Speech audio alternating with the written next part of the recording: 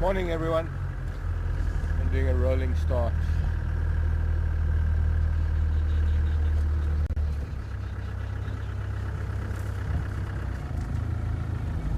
Welcome to Juma this morning. Gosh, excuse me.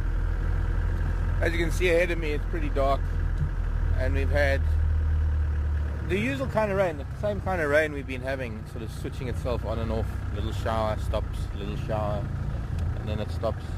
So we're always waiting to see what is going to happen. It seems though it's lightening up nicely in the east. There's even a little bit of sky showing. Not exactly blue, but it's very light. And this might be clearing up from the southeast. Morning boys. Oh, there's Bo. He's getting big. Yeah, he nearly got kicked in the face. This one ram that has rather unusual horns. One, I think it's his left horn that's more deformed. Not deformed, it just points forward. We call him Bo because we recognize him.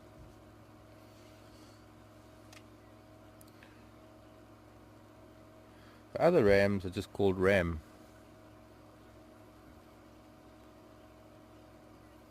He looks all lopsided.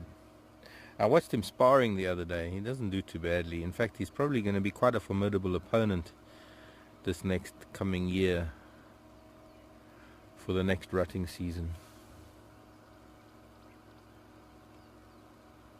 Mostly because that one horn points a little bit forward and he can cause some serious injury with that.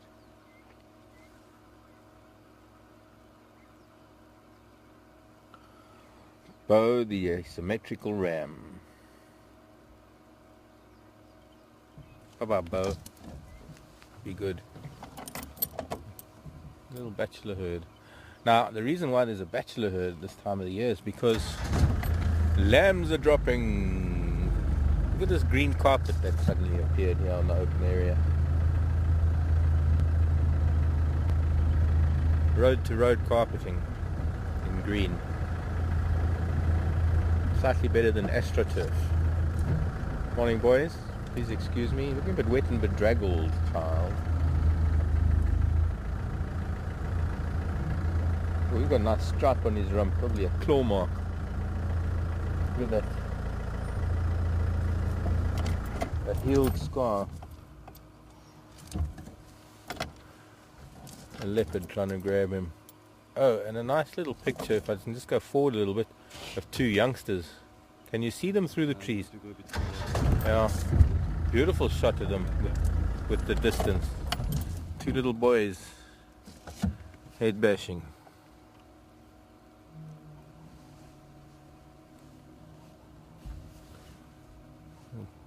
Pair of yearlings. Well, second yearlings. They were born 2 years ago. So this is the first time that they're really getting into things. Just starting to get the horns curving back. We're able to see the boys that were born last year. They're a lot smaller and their horns are sort of quite straight.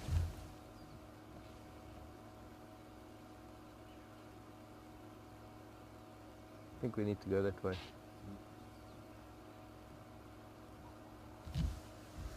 Because now the rams to my right started alarming. They were looking down towards the western edge of the open area. And it's drawn the attention of these two boys from their play fighting. Let's go and have a look.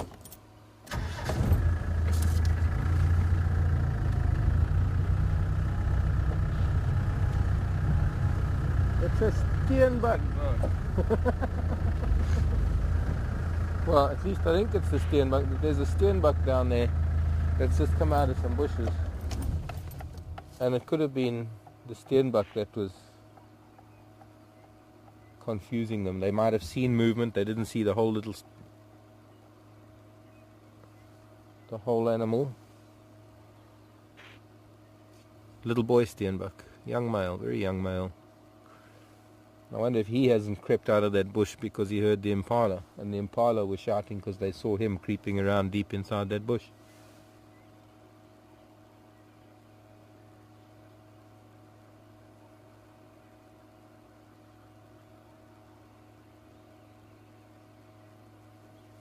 The boys are not impressed. They're all coming back. They were heading that way, they're now coming back this way. And Steenbok's saying, well, what's all the fuss?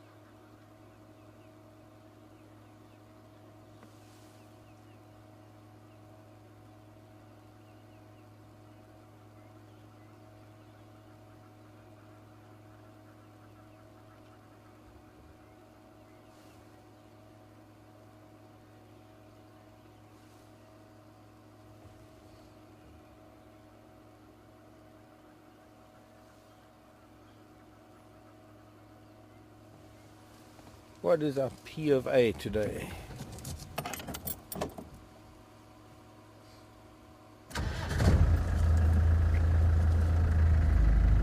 I think actually we'll go out to the west.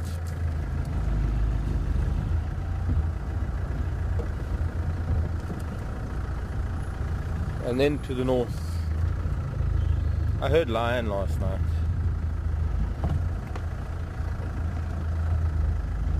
They were far away, but let's go and see what we can find. Something might have come across the northern boundary. Well, my name is Mark. I don't know if I told you that already. Seb on camera. Car is NFC. I hope the weather's going to hold for us this morning. Really loving a lot of rain. Makes things a lot different to previous years, having this much rain so early in the summer. And I'm hoping that it's going to bring a lot of things that we haven't seen, or maybe things we have seen just maybe in profusion. Flowers, I mean, insects.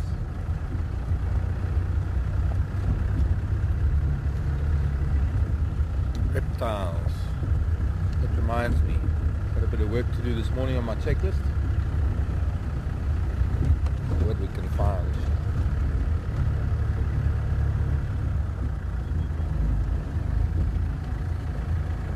Well, wildebeest tracks are here. So Billy Nomates is back, but they're heading.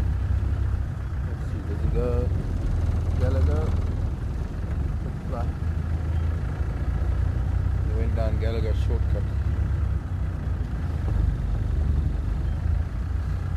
Gone back to Bifflezip, our lone wildebeest bull.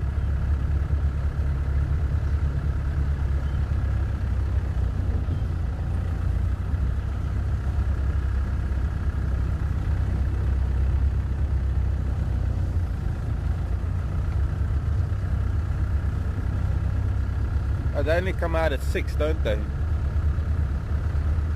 I think.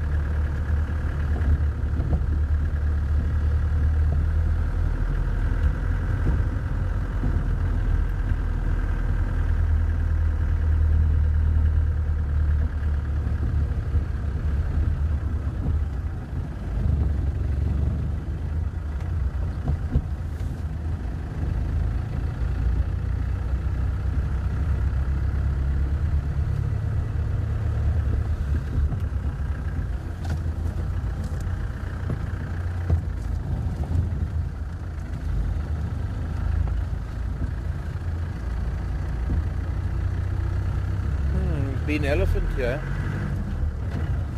yesterday.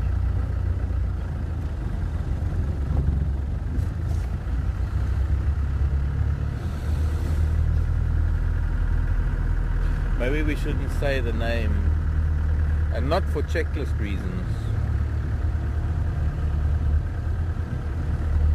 Bigfoot, African kind of Bigfoot. Don't know if anybody's read any of Dalian Mathias books about the elephants in the Meisner forest, the forests of the Southern Cape.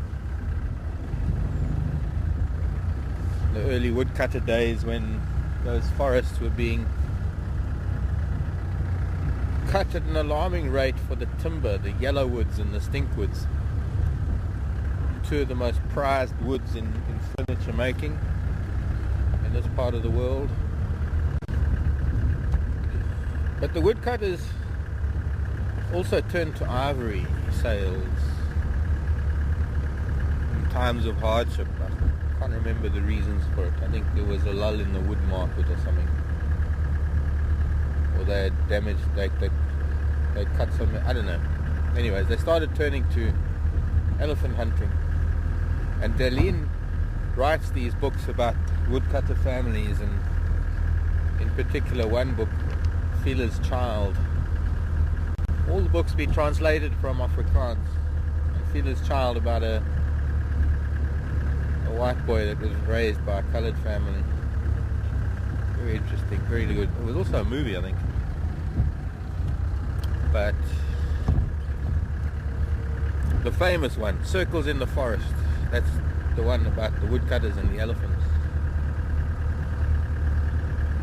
And the woodcutters, when they were in the forest, they weren't allowed to say the name of an elephant. They weren't allowed to call them elephants or olifant, as it's called in Afrikaans. They referred to them as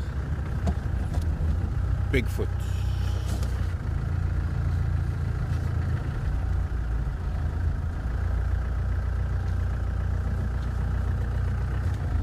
And I've got some Bigfoot tracks. Not Sasquatch, Yeti kind of Bigfoots. Pachyderm kind of Bigfoots. Well, there's been a small herd that went down Impala Road, but there's been a lot of rain on top of it, and we didn't have that much this morning.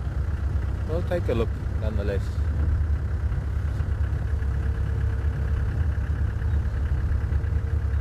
Rather than skip it, we'll just go down this way and then we'll go back up to the boundary. Hello, starling.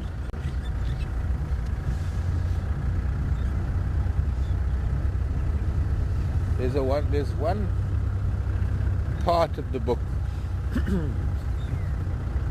where one of the woodcutters, well, you see the way they used to catch elephants, they dig a big hole, big elephant traps, and the woodcutter killed a calf in front of its mother or something. Can't remember properly. But what's interesting about it is that this cow basically hunts him for 20 years, and eventually 20 years later she catches him and she gets her revenge. Now here's a very interesting creature. If we can get a shot of it. It's withdrawn its head. Something we only see now in these damp conditions. Can we get that on the ground, sir? Maybe I can just listen for noise, Bigfoot noise. Sadly, it's kind of withdrawn its head because I drove fairly close to it. This is one of the velvet slugs, a gastropod without a shell. Come on out. A gorgeous little head on the left. Head's on the left, tail's on the right. Of course, I only know that because I saw it withdraw its head. But you can actually see the tail and the head are slightly different. Got a little bit of a hood over its head. Yeah, I think it's going to start popping out now. Just see one of the tentacles coming out. And it does look like black velvet. All of, when it's stretched out, maybe 3 inches long. Not quite the same shape as the banana slugs, of that I found in California. This one has kind of a very strange foot. It's got these fairly flat, so it has these overlapping edges.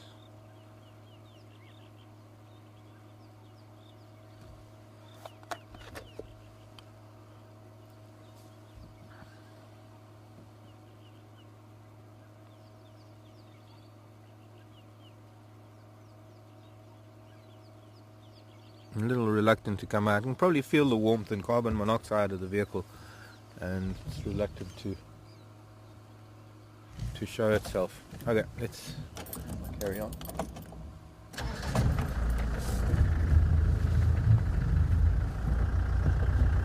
We might be lucky to still find a land snail out and about. I've seen a couple around camp. Giant African land snails. They special, super creatures. Shells bigger than my fist. Foot bigger than my hand. I even call it a foot. It's not a real foot, but it's what gives them their name, gastropods. Translated means stomach foot.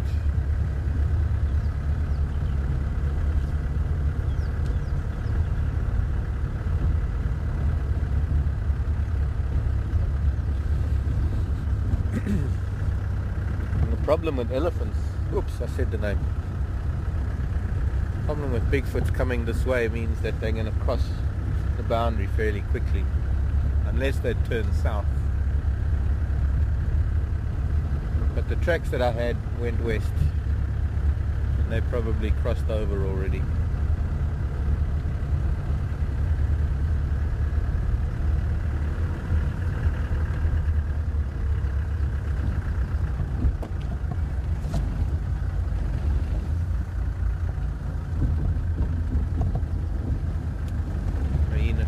Oh, look, there's a bird. Quite a big bird. There's an interesting one. For you, for me, for my list.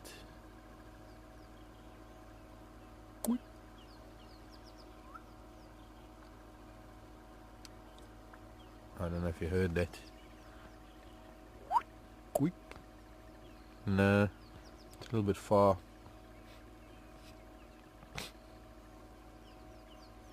Very striking bird. A little bit bigger than the other species we get here. One that we tend to see more often. A little bit sound is just a little bit like a champagne cork popping.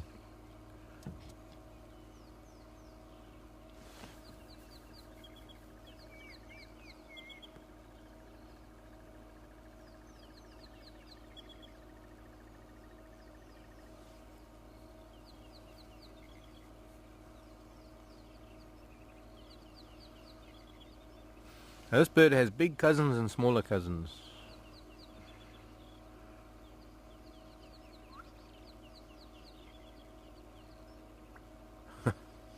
It's actually quite comical. I wish I could get the sound for you, but no, it's a bit far ahead of us.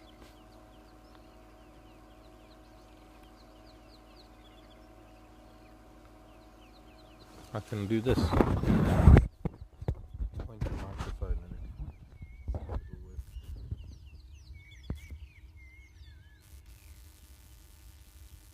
I'll wait for it. When he stretches his head up, this is a male by the way. When he stretches his head up. Oh, you can't hear me now. Okay, now you can. When he stretches his head up, that's when it starts. And then he pulls his neck in and then releases. Okay, here we go.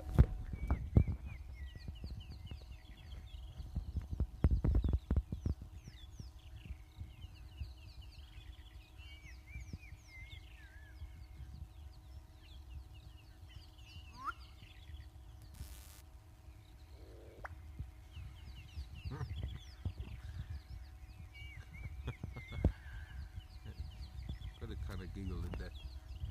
Sorry, my hat's popping into the picture every now and then.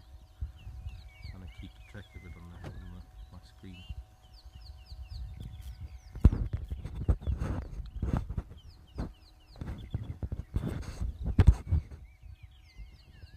One more.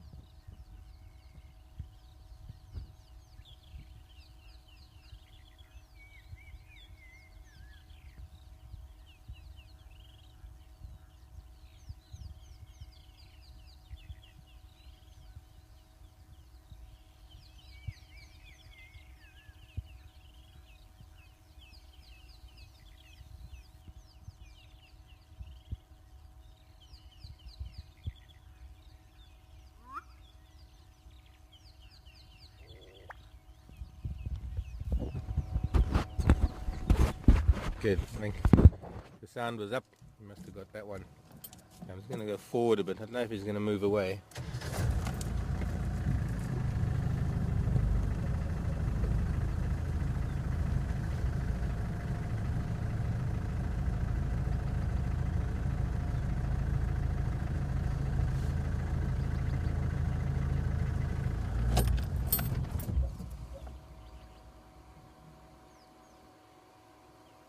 Should be able to hear it nicely now.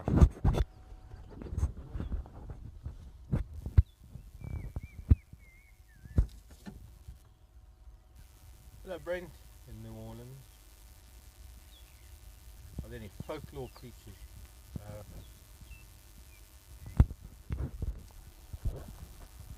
Oh, it flew away.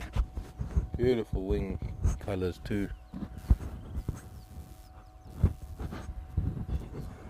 Okay, my first ID for the day. Okay, is the buzzing still there? Buzzing gone.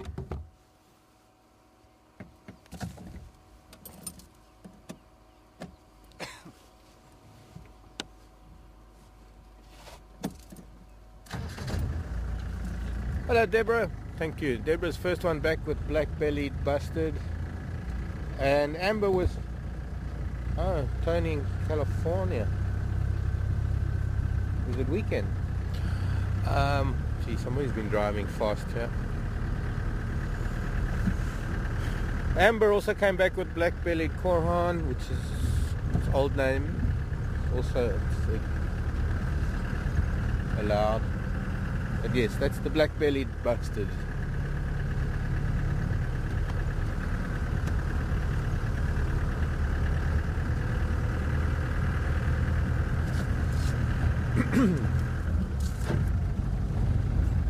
And he was advertising. Okay, well we're with Impala. But I'm trying to think of folklore creatures.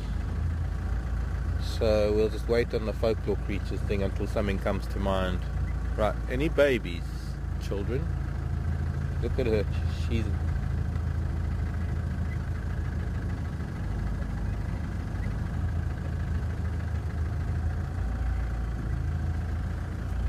Okay, Jennifer's asking if we can stop and watch the female, see if we can see stomach movements in tummy, babies kicking. We'd have to choose one and watch her, but they are really getting big.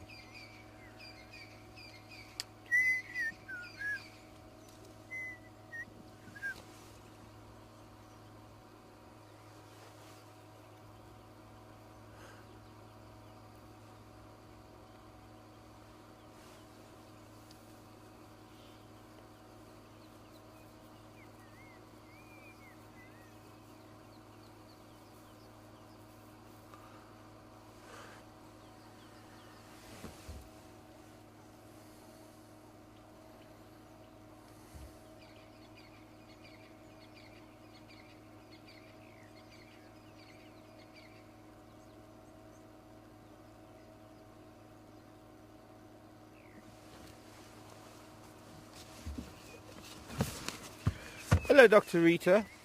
Done some reading up. I'm getting some of what you're saying, Dr. Rita. Wow, look at that spider's golden orb web in there. That is just crowded with baby golden orbs. It's so red. See, they don't stand still long enough for us to follow one of them. All those babies, there are two. There's one smaller one to the right, but that is a golden orbs egg mass that is hatched, and they are all crowding around the edges of the web. So Dr. Rita was just saying that she was reading that when she gives birth, the impala moves off, isolates herself. That is true. It's also the reason for that, Dr. Rita, is to bond with her offspring. If an impala was to give birth, as happens with most social animals, within the herd, there's just too much movement and too much activity in the herd for the youngster to imprint it, or its mother to be imprinted on the youngster, and the youngster will go to any female.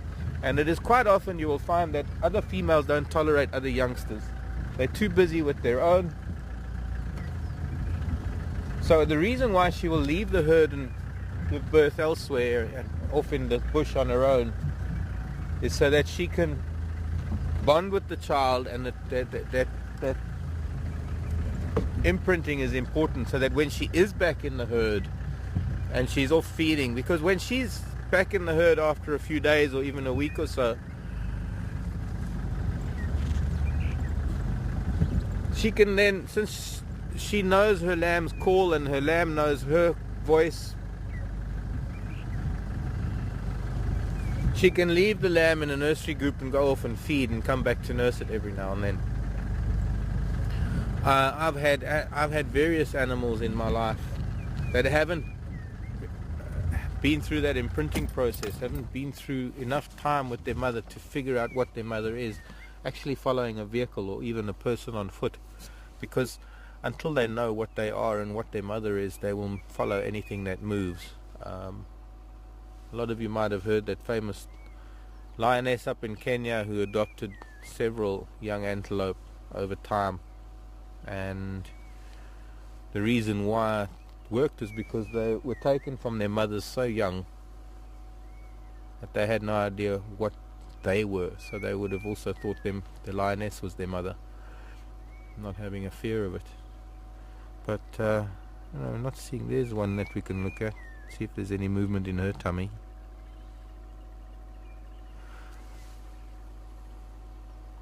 But yes, what we're going to be looking for are the lone impalas in the middle of the bush somewhere, away from a herd. The reason why I'm looking for more youngsters within the herd is in case there were any born a few days ago and they're starting to rejoin the herd now. Any day now.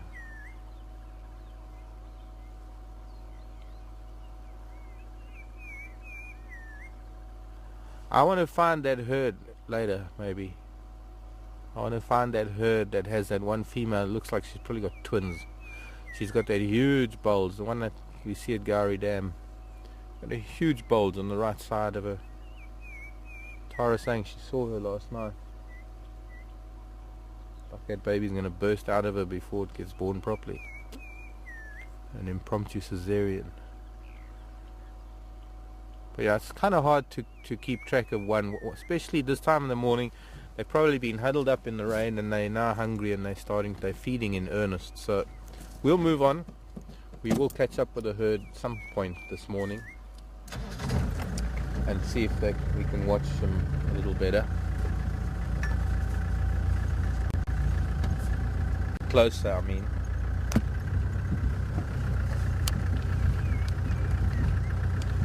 A very loud call that we're hearing. Very prominent, very lovely song. Who can identify that?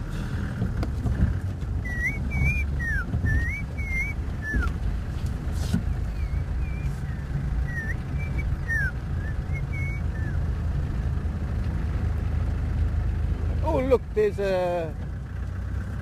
another big animal.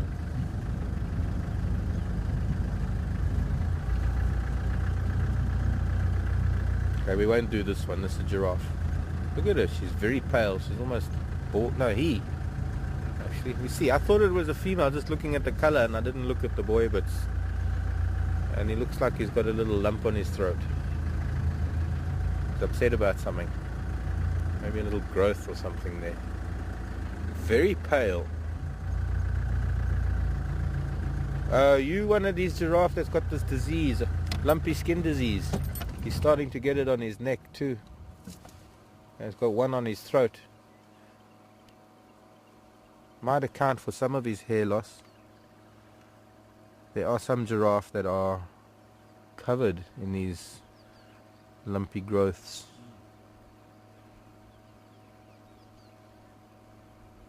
I remember Penny sent me info on it, but I'll have to find it again to reread. And you can see some more up there on the base of his neck. I can't tell you too much about it, but it is an ailment to the skin.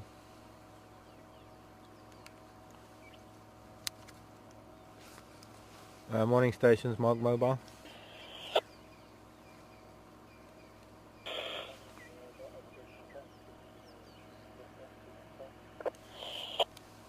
Okay, I'm up on Impala Road.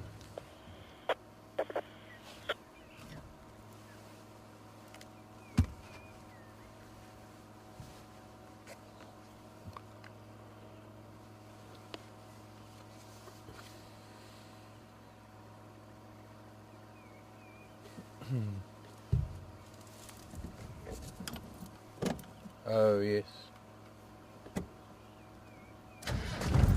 I forgot. Dr. Rita was wondering what role the male plays in protecting the young. Well, other than being vigilant, Dr. Rita, not really much of a role at all. Okay, this boy is moving much deeper into the bush, and we'll carry on.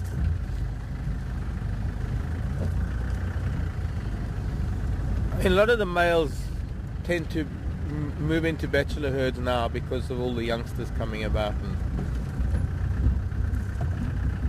or about to come. And you will find a ram sticking with the herd, dominant ram. But he doesn't physically protect anybody. It's not like he defends. He runs just as fast as everybody else when there's a predator in the area.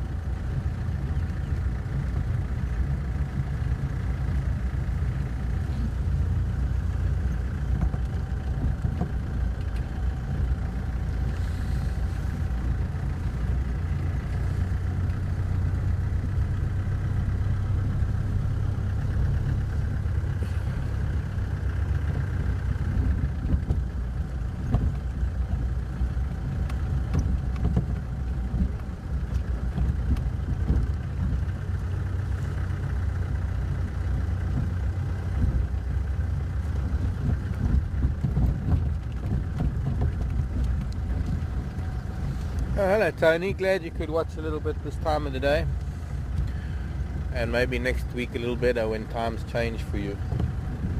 Some more Impala tracks here giraffe tracks from another male, bigger bull. And well, Tara can forward that to my email so I can write it down. Tony's saying November 6th. Okay, thanks. November 6th, Tony's guess. Whose birthday is it on 6th?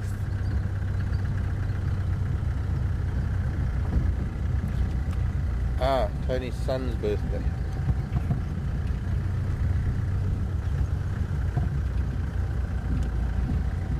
Giraffe tracks going this way.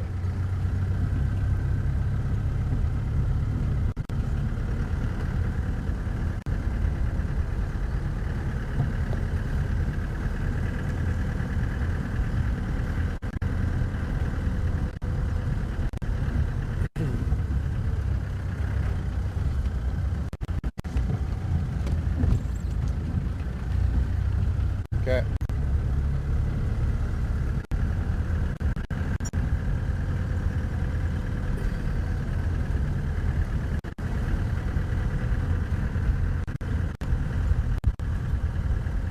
It really has greened up fast, Tony.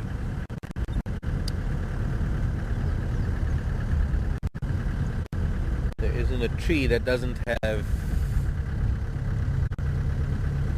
Is that a double negative? But there's not a tree that hasn't started growing, hasn't got leaf buds popping out.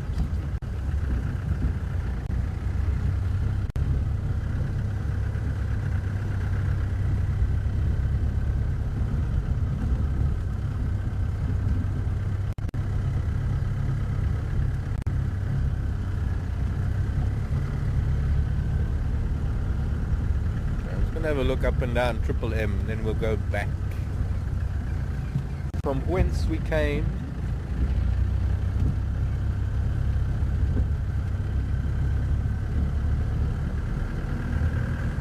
I still want to go north.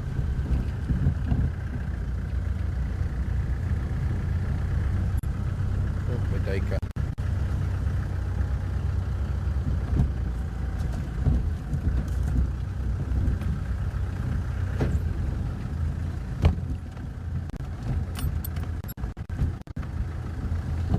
What we can do is we can go back this way. We'll go up the power line. You will lose us. We will get a bit of signal breakup.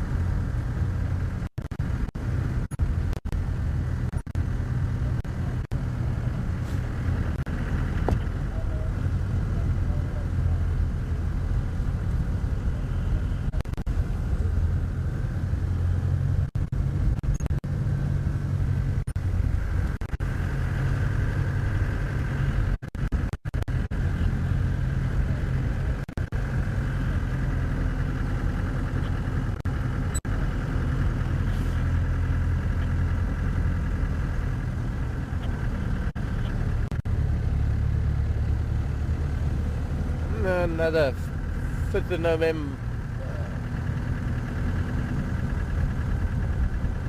That's my date too. But Paddy Roberts, Paddy's son's birthday also. 5th of November.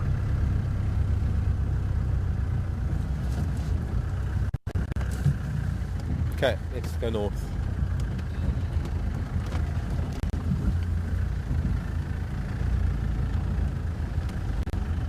Jackalberry. Whoa. Tree stump. I'm looking at a jackalberry and I found a tree stump. Quite a big one probably, by the feel of it.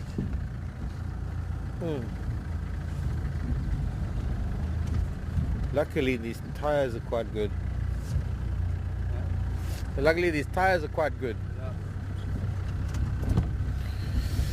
Sure.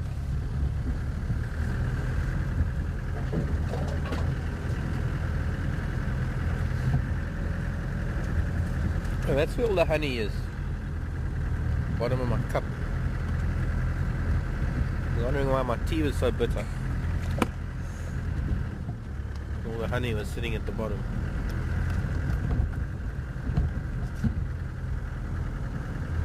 fairly fresh elephant dung. Fresh elephant trees pushed over.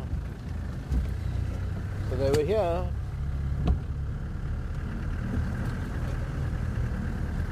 last night.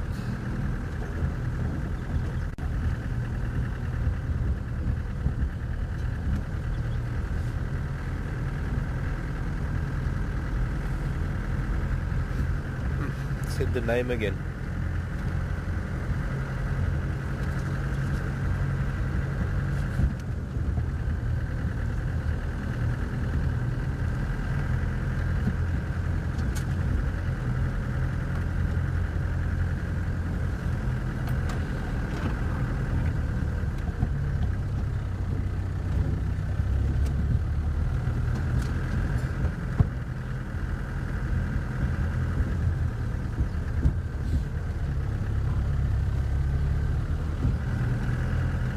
I don't remember who it was. Somebody sent me a wonderful video, obviously a guest video, of an elephant birth in the Timbavati. This place called Simbavati, and it's a lodge not very far from me actually. In fact, in a straight line it's only a few kilometers. About a 15-kilometer drive on the roads, but in a straight line it's probably only about 7 or 8. I used to manage a camp next to it,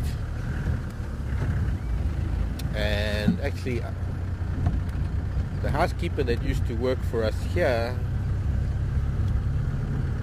works in housekeeping now at that lodge, Lisbeth. But guests at Simbavati were lucky enough to film the birth of an elephant. Although looking at it you can't really see the birth, but you can see all the commotion, and then there's this baby elephant on the ground. Very touching. And I must actually look through that footage again, because if I can find some individual traits of some of those elephants in the herd, there was one that had a nick out of the left ear, I noticed, but I want to also look at the tusks and go through some of my photos of my Ellie's at home. I'm sure that's a herd that I know. It would take them all of 5 minutes, maybe a bit longer, but all of a few minutes to get from Simbavati to my place.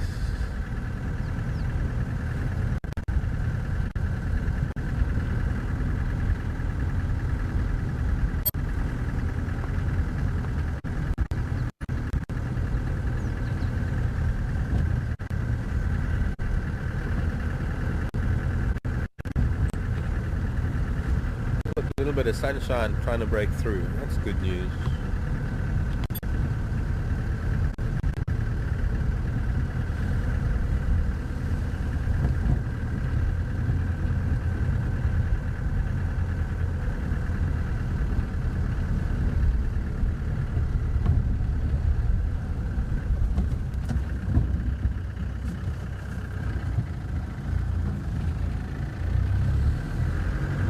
These are the elephant tracks. No, I think we must have just missed him. Him and them. There's a bull and there's also a family group. Oh well, there might be more coming back to the south. We'll go and have a look. The other day there was so many herds that it was almost like a mass exodus from the Sabi Sand going north towards Manuleti and Kruger.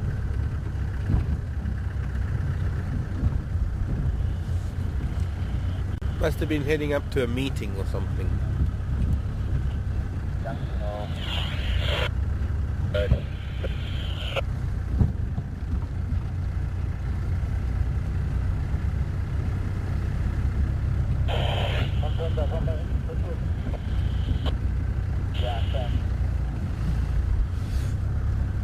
Torchwood stuff.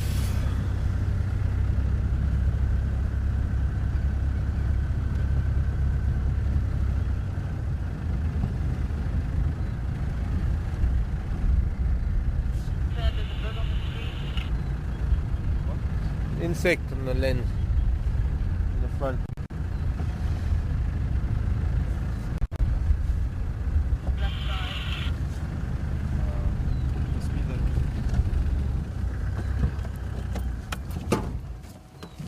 What type of insect? Oops. Get it. Okay.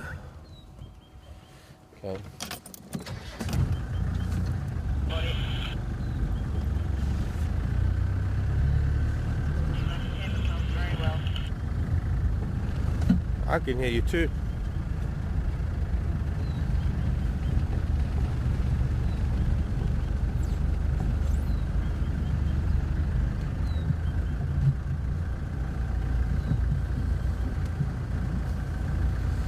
Thanks, Lynn. Okay, no, sorry. Yeah.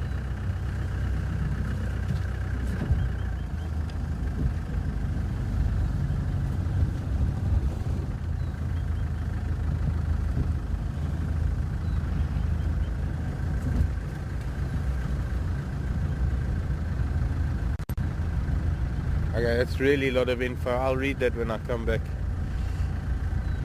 But thanks, Linda Revere. Been sending a lot of info for me on lumpy skin disease.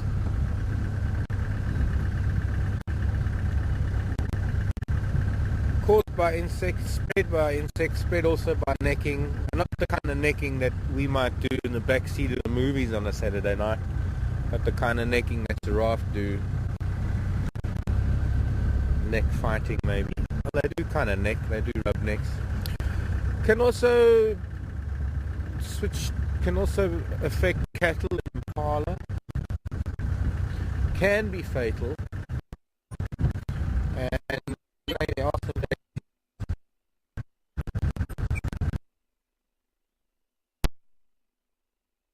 pictures gone.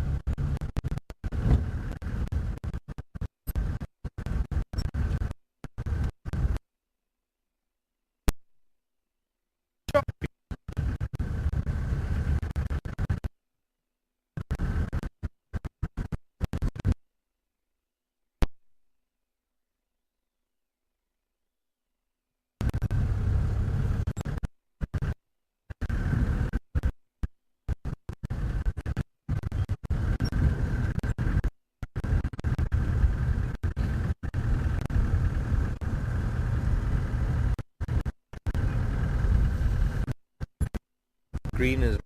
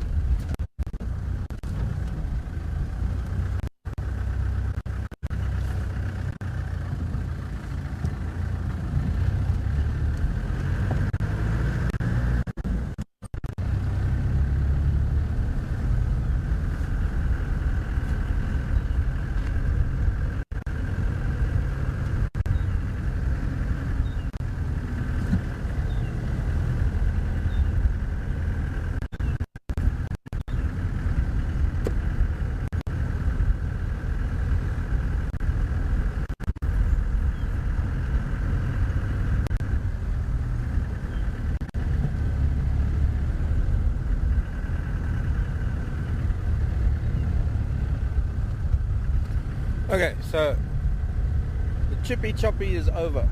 I'll stay chippy, but hopefully the choppy's gone. And well, I was talking about an email from Linda Thank you, Linda. I meant to ask you, Linda, name of your parrot, Pepperbird. Do you know there's a special, very intelligent, well, I suppose most parrots are, but there's one parrot that has a huge vocabulary, been part of a research program, like Coco the gorilla, who also developed language, like Washu the chimpanzee, who developed sign language. Of course, the parrot doesn't do sign language. It's a bit difficult for a parrot to do sign language, but the parrot has this vocabulary. What's the parrot's name again? I forget. But the parrot's human is a woman by the name of Pepper Berg. I don't know if you know that. Anyways, Linda was sending me info on the lumpy skin disease. And while I was chatting and we were losing signal, and we were also going over a lot of very fresh elephant dung from the elephants I was looking for now, who've gone over to the west. No further tracks coming to the south yet, but we'll find some by hook or by crook.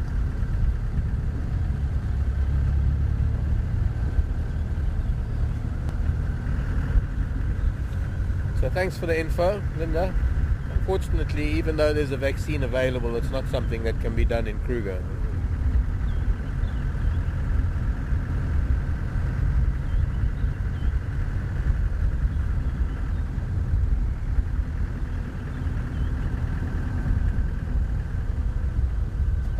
There are probably, if I remember correctly, 12 odd thousand, oh, no, maybe I was wrong. I don't think I got my list here. In fact, I don't, because I know it's on my desk. The last figures that I had, I'm waiting for the new figures to come out from this year's annual census of wildlife here in Kruger. But with the thousands of giraffe that there are, you can't vaccinate. But also, there's a perhaps, I don't know if moral is the right word, but there's another reason why you can't go around vaccinating animals. The lilies are out, but they're starting to fade already. Alex, yes, Alex the African grey, thank you. Alex got an incredible vocabulary. Oh, he passed away.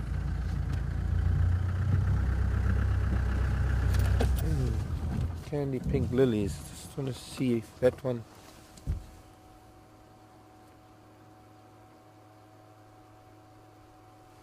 These aren't the candy stripe lilies though.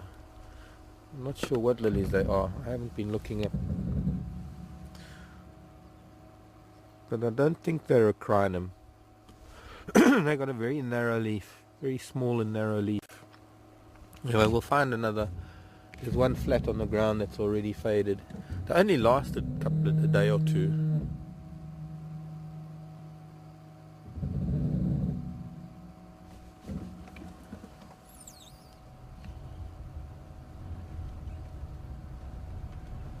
I didn't know Alex passed away. There was a wonderful book that I read about Alex many years ago. And I'm trying to think what it was.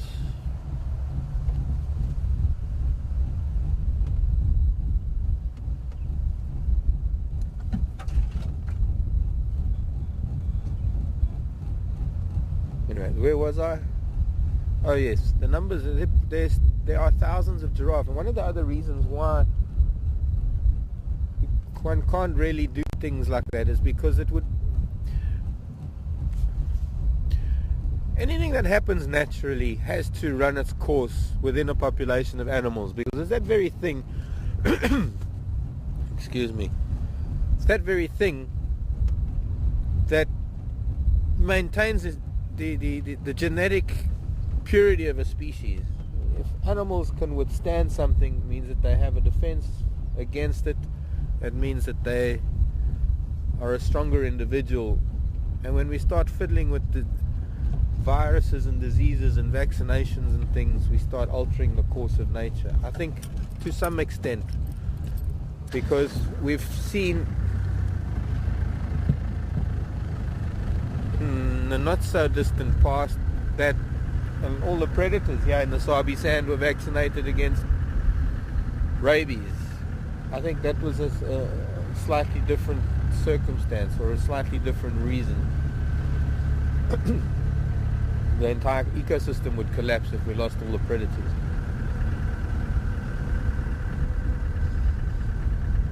But with something that affects only a small percentage of the population, I think it's imperative that whatever it is runs its course, because there will be individuals that will succumb to it and there will be individuals that manage to survive. And it's those that succumb to it that obviously are not worthy of breeding, and those that survive are, and they will pass on a gene that will help future populations resist that disease or virus or whatever it may be. That is how nature works, and when you're in a place like this, nature has to work on its own playing field, and we as humans a lot of the times have to accept what nature is doing.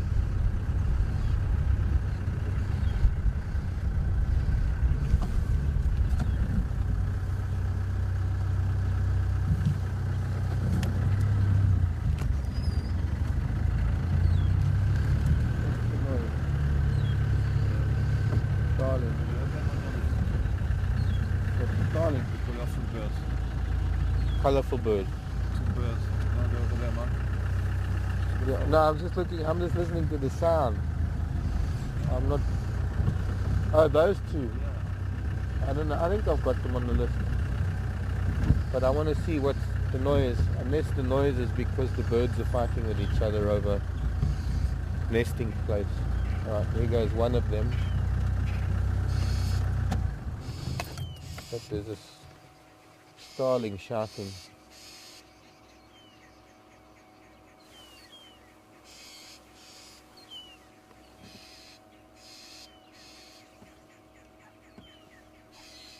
But it's the bird underneath that I'm not sure if I've got on my list.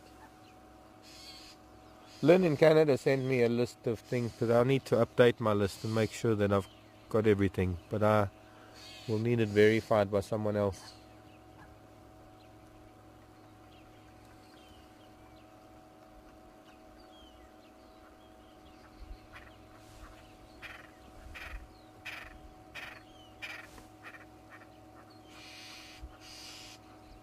Okay, well, the starling's not shouting at anything other than the colourful bird that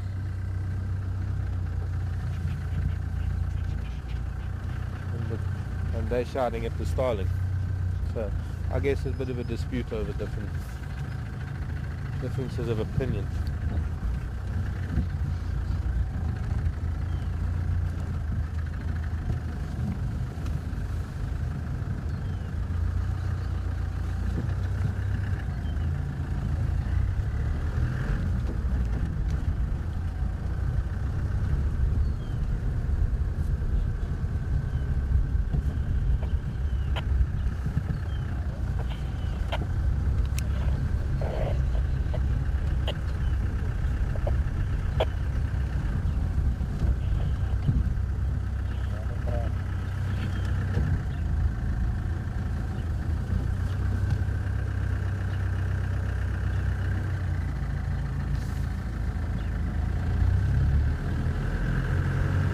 Morning, Alan.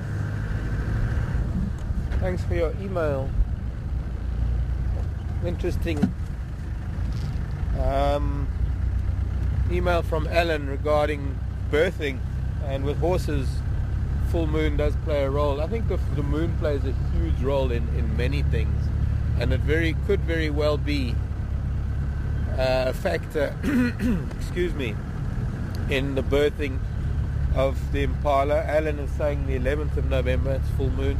We've just come through new moon. We've got a waxing crescent at the moment. Excuse me. Getting close to the first quarter.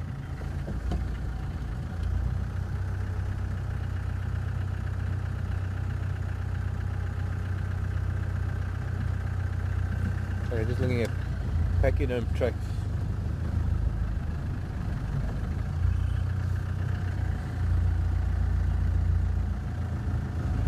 but there's been some work on the road, and that was after the pachyderms were here.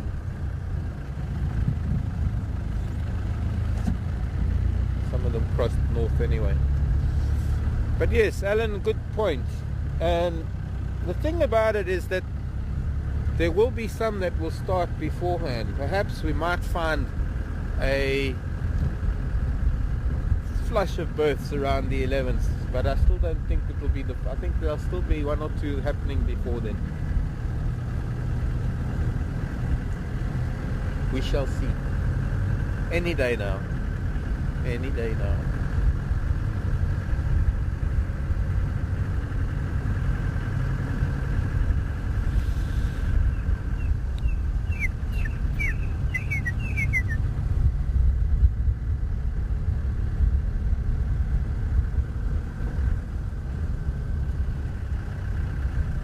Thank you, Vivian. Lilac-breasted roller.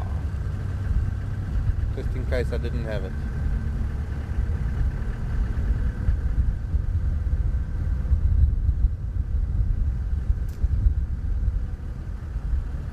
I think those two lilac-breasted rollers were teasing the starling.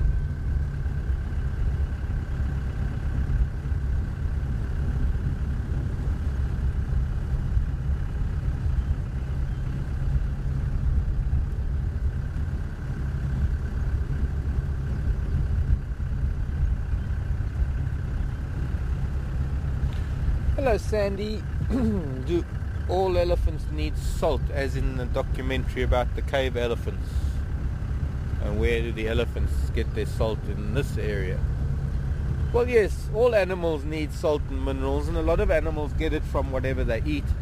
And some animals turn to what we call geophagia.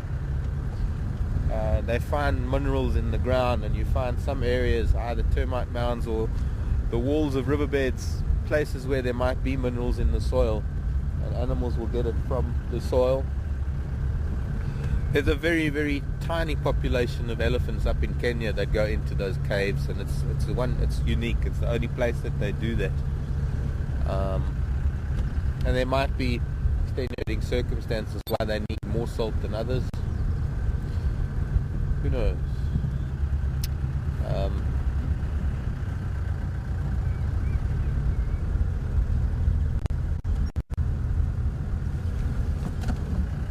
Well, now you're an interesting bird.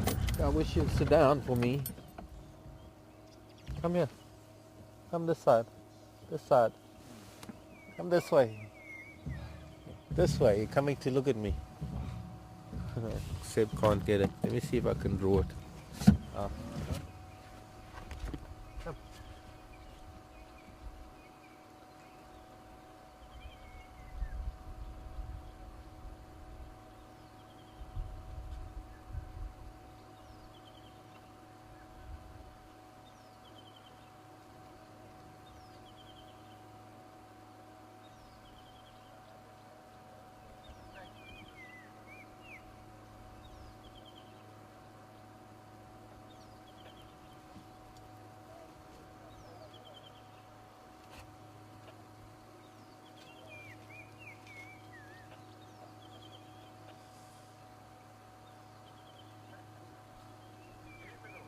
Yeah.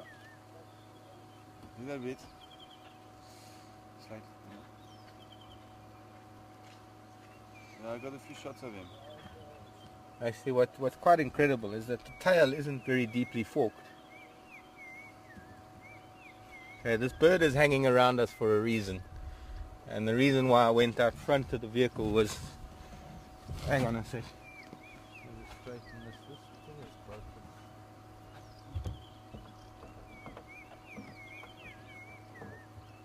Well, that's too much on this side. No, that's good sense.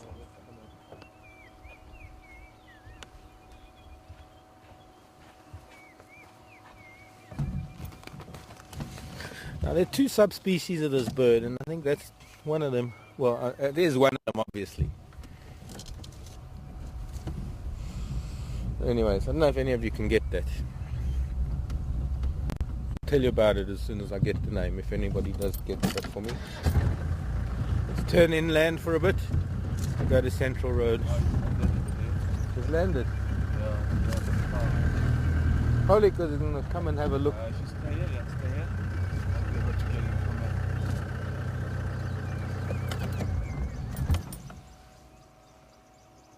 Oh, it's on the ground. I can't see it.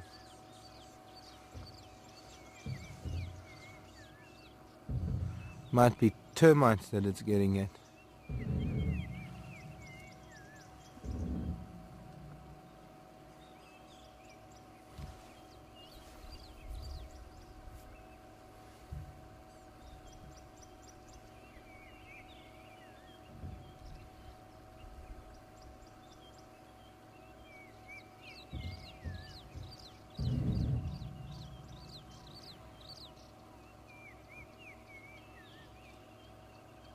Oh, there goes a drongo, about to chase him.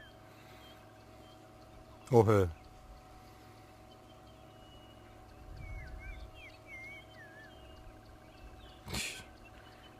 Quite a determined little drongo. Get out of my territory, you big brute. The drongo, being so much smaller, so much more agile, able to really harass a raptor until it gets out of its territory. And of course the raptor's going to leave, because being hassled by a bird in flight like that all the time means that you're not hunting, means that you're just wasting energy. I don't know why I'm so croaky today.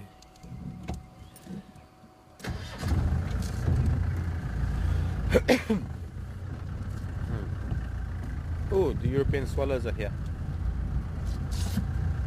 Welcome back to Africa, children.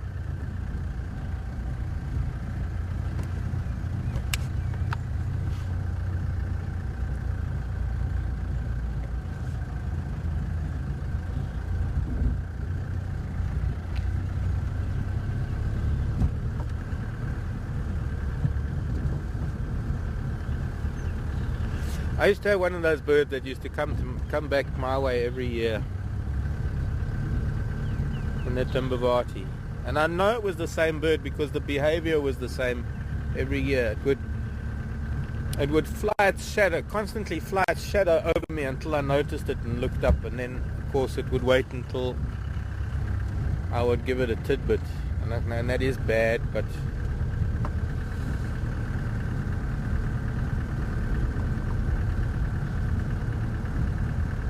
I would do it.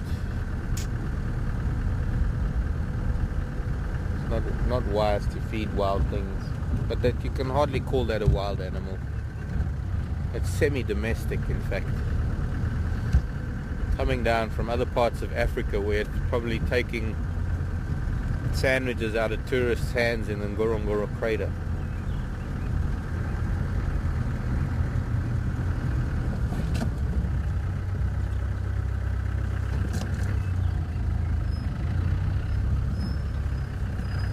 Tracks of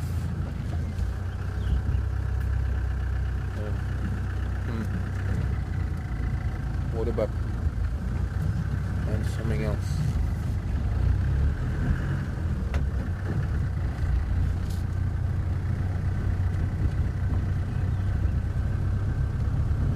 Okay, none of those. Not a Wahlbergs, not a tawny eagle, not a black-bellied bustard, not a kite. Well, it is a kite actually, but it's not a black-shouldered kite.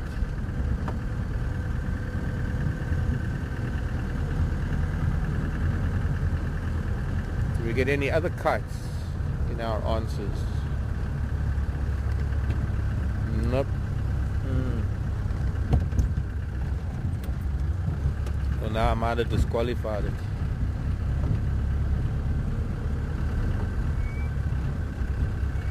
It's not going to be a bird we're going to see very often. It's a bird we haven't seen for some time.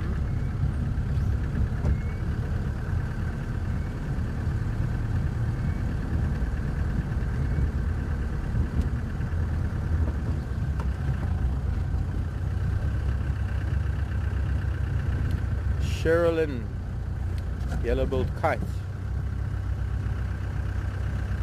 Hello, boys.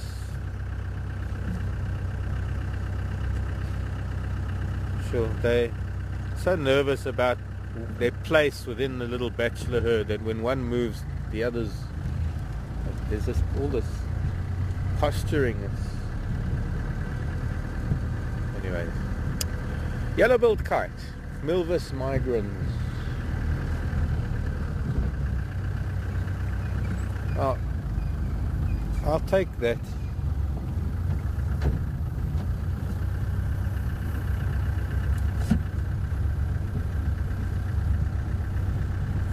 And when I walked out in front of the vehicle, what it was is I was pretending to give it something, and it kept coming back, flying over me to see if there was anything in my hand. Because if I had a chicken bone or something, I could have thrown it up and it would have caught it. Because it's a bird that is very much a scavenger around human habitation in rural areas of Africa. Boys, instead of running along the road, why don't you sort of wander into the bushes? Then you don't run ahead of me all the time.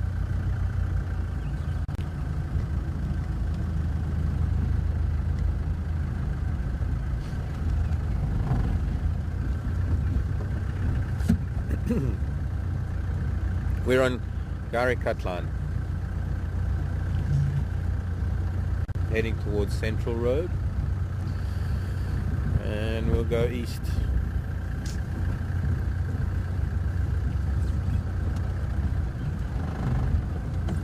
Oh, hey, come on, boys. They're very nervous this morning. I wonder if it's not them, they're making each other nervous.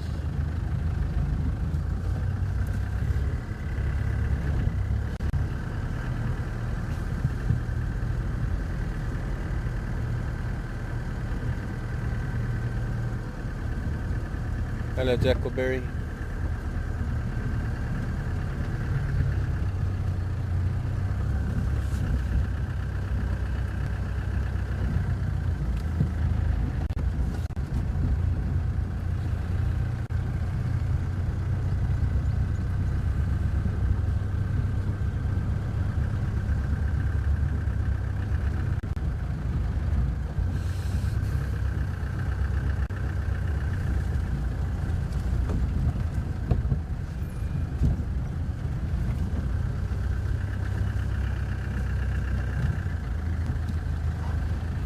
Good, nobody's driven Central Road this morning.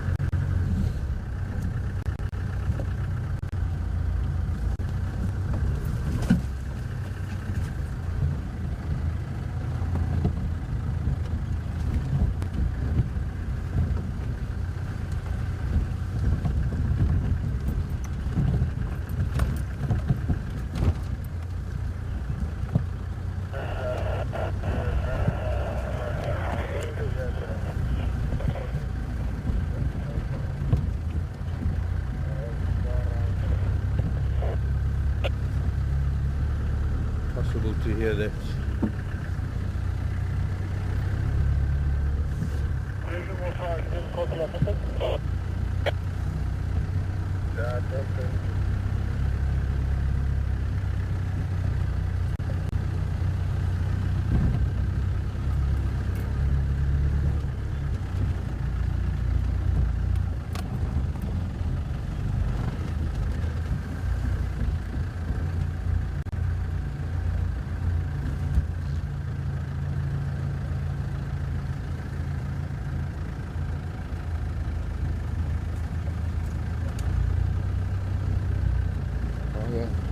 Trying to gather what they're talking about.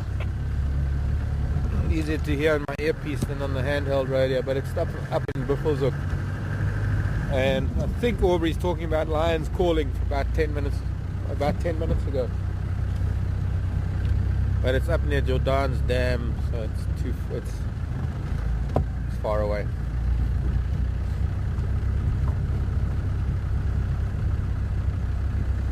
Another planet may as well be.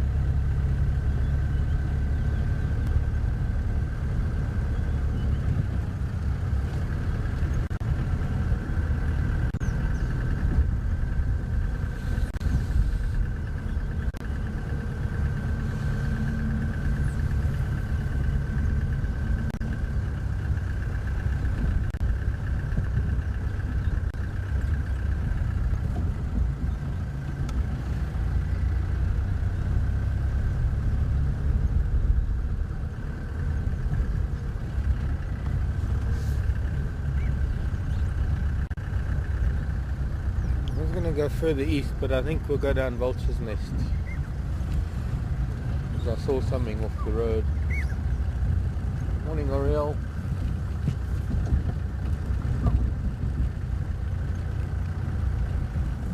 There she is. Female giraffe, just a little deep in.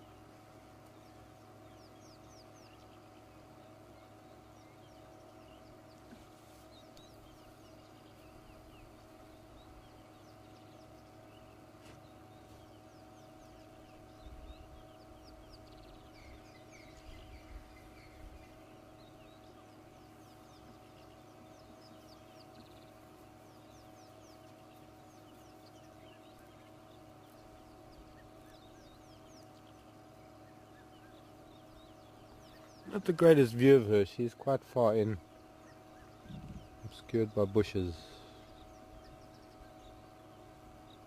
There might be more further on. We'll continue on, I think.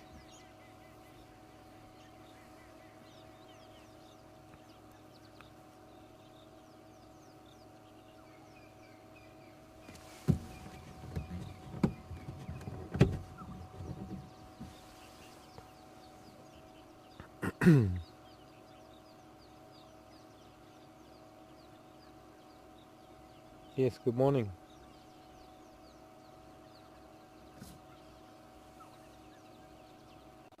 Okay. Let's see what's further down Vulture's Nest and we'll come back. Maybe Nyala Road South.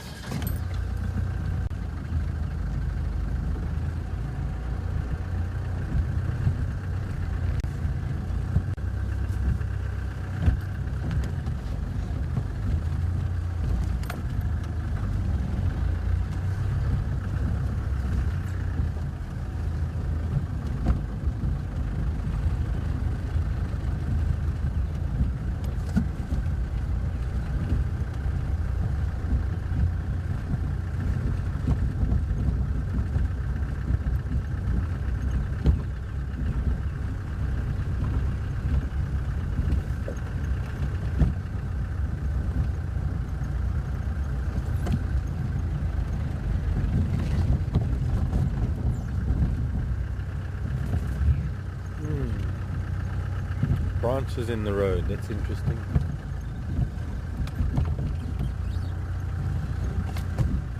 Spikethorn branch, and the spikethorn was on the right of the road, which means that that one might have been moving east.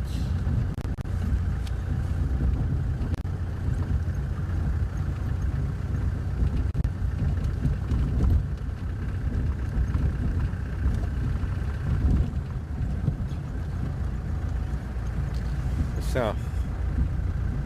Thing is that some of those leaves are starting to dry up a little bit, so I think it wasn't very fresh.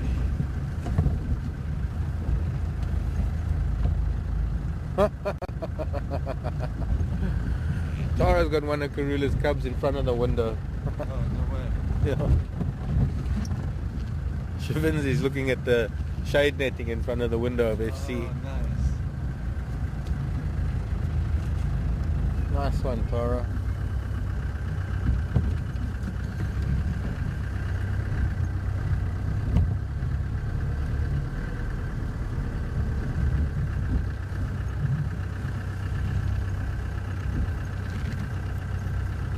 So, are we babysitting today?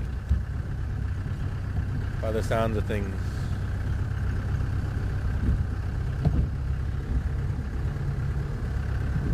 Going to my room now.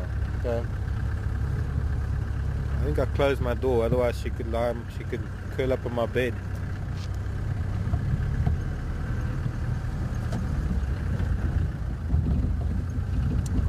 She probably watched us drive out of camp this morning. Well, I think we've had enough leopard. Not enough, we never have enough. But we've had a lot of leopard the last few days.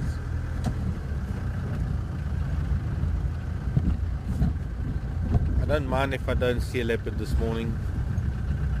I want to cover as much ground as I can. I want to see what's happening in the bush. I want to see what's been... We haven't really been around much because we've been so localized because of the leopards. So I want to find other things. I wonder if we'll see anything in the vulture's nest.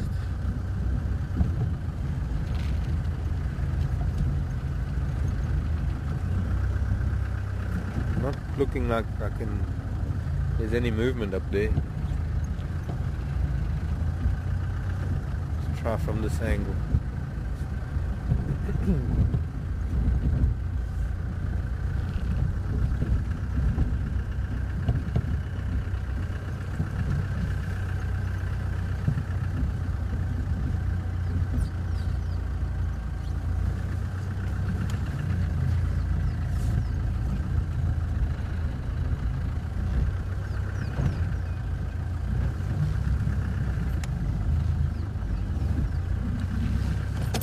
None of the adults are on the nest.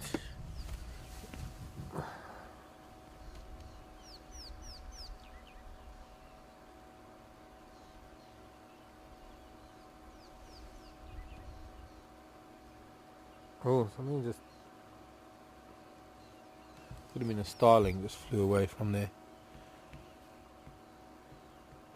Maybe finding scraps.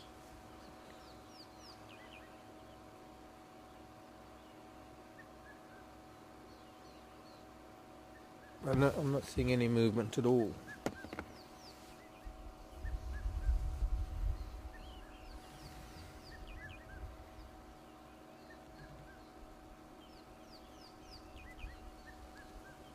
Another time perhaps.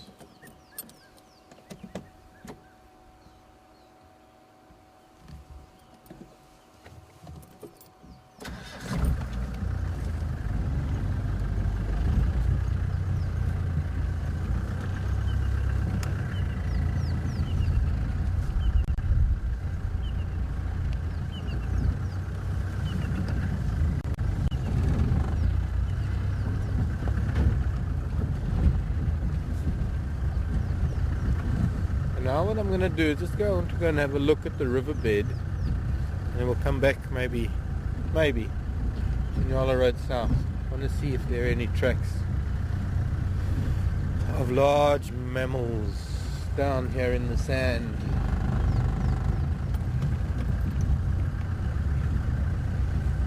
Any large mammal at this point in time will do.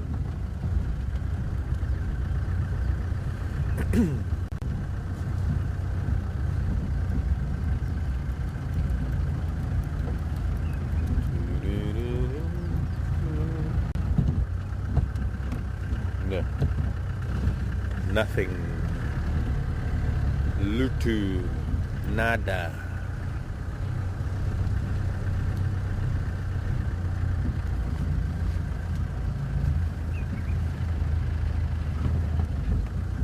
You see, now that I'm here, now I've got to just pop out on this side just to see if there's anything on this side of the riverbed.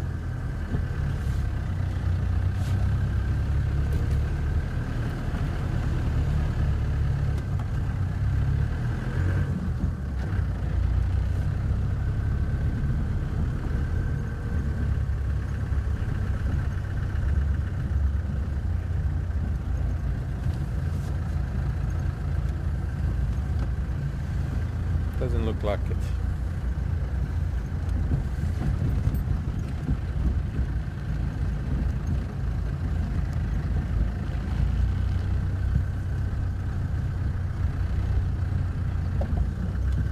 No. Okay. Stick to the original plan. Go to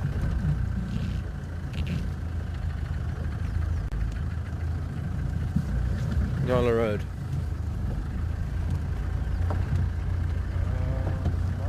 Ooh, look at this lily coming up. Yeah.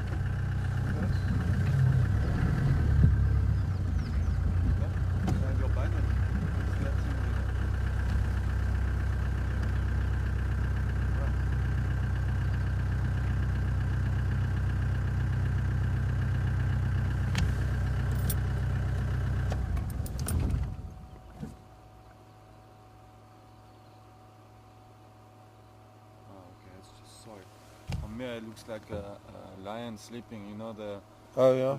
the back of a lion lying in the grass. Okay. But it's just it's soil. Soil.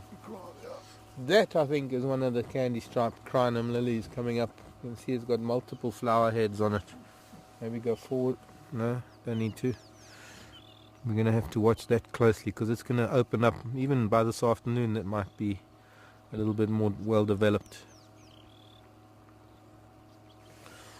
Another lily about to burst into bloom.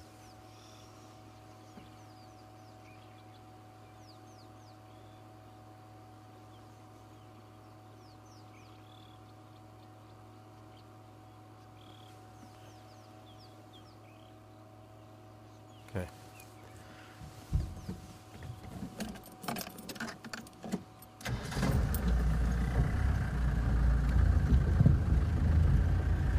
Got a wavy leaf.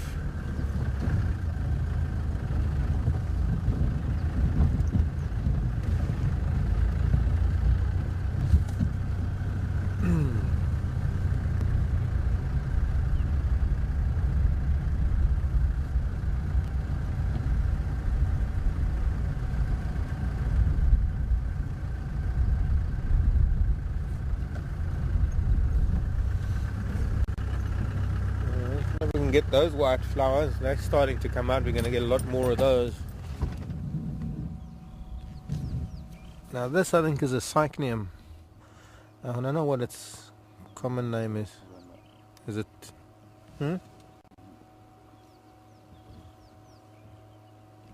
Very close to the vehicle.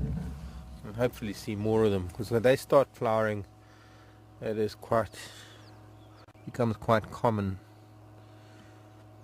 Can't remember the species name, but I think it's cycnium. C-Y-C-N-I-U-M. Cycnium. Methinks.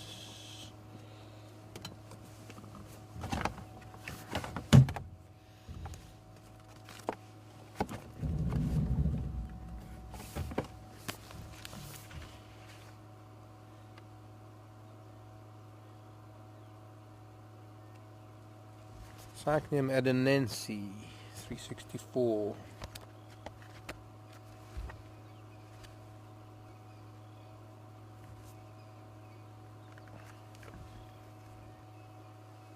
Sorry, just zoom in again please, Seb. Yeah, it's just easier for me to look at on the screen than to...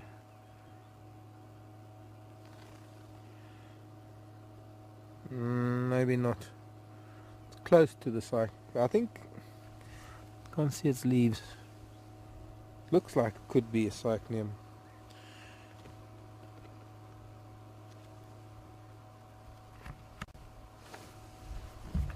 Okay. I just want to look at Pentanisia.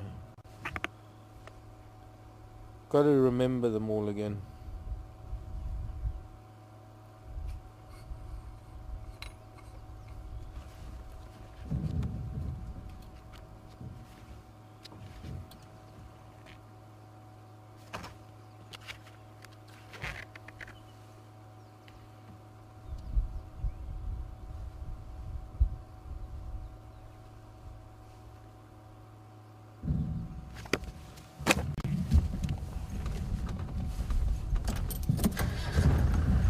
Sky is darkening again, greying up a bit.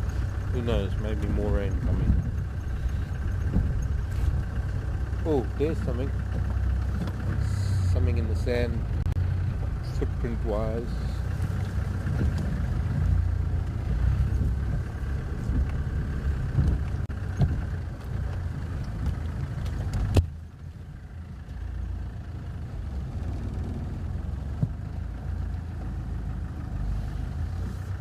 Okay, we'll do this the other way around then. We're going to go up Battlefield Road.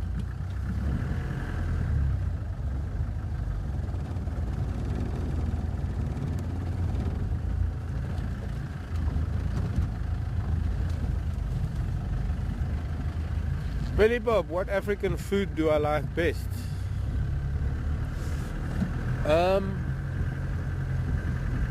Mishkaki. Kebabs you buy on the street in Tanzania. I think it's just I think it was called mishkaki. Not too fond of African food, local food. I have to be honest, I'm very fussy. Unfortunately, you see, I have a very weird dietary requirement. Well, several. Whoops. And quite typically a lot of African food is very salty. I can't have salt. I don't really eat out very much. I can't. Unless I know what goes into the food. It's a bit difficult giving demands when you go out for food and say, okay, I'll have this, but I don't want salt, I don't want garlic, I don't want spices, I don't want this. And they say, well, then what's the point in having it? Why don't we just boil something for you? But yeah, I'm not only restricted to a lot of things, restricted to things that I, well, how can I rephrase this? There are a number of things I can't have, but I'm also very fussy. There are a number of things I don't like. I'm impossible when it comes to food, even for myself.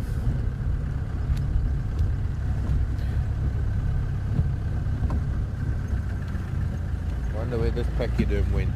It was a big one.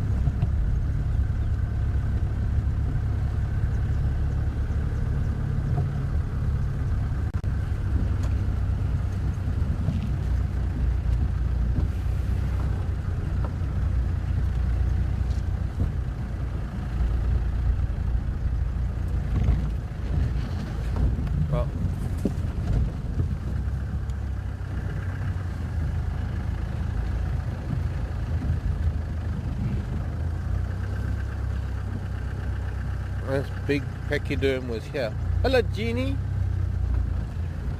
And a few other people asking why I'm wearing pink around my hat. Yes, it's because of Breast Cancer Awareness Month.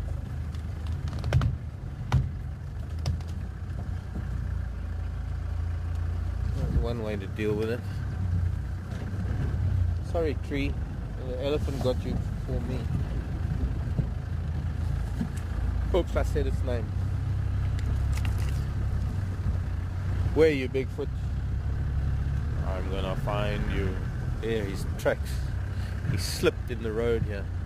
But he's been here, he was here a little while ago. It's not very fresh. There's another tree I'm gonna have to encourage off the road.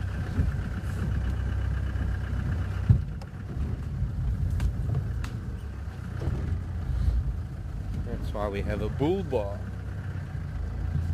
Or a rhubarb as it's called in Australia. This was a big ellie.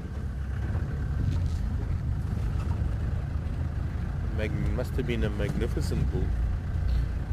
He might have disappeared already.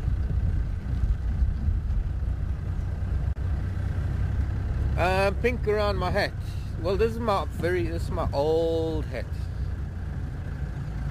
Because I thought we might get a bit of rain.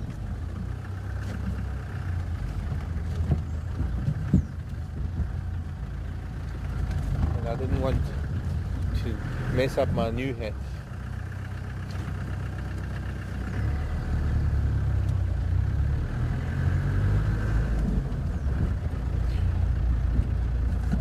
So yes, I could say it's pink because of Breast Cancer Awareness Month.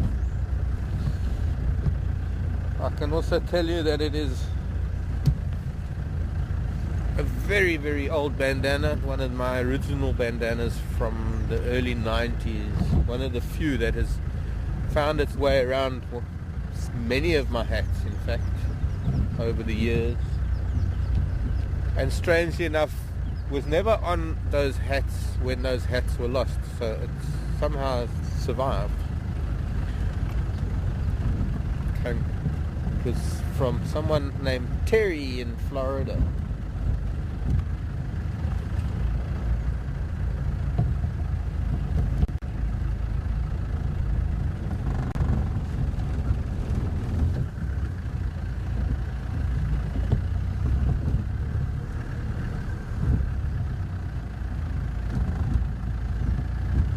Zebra tracks.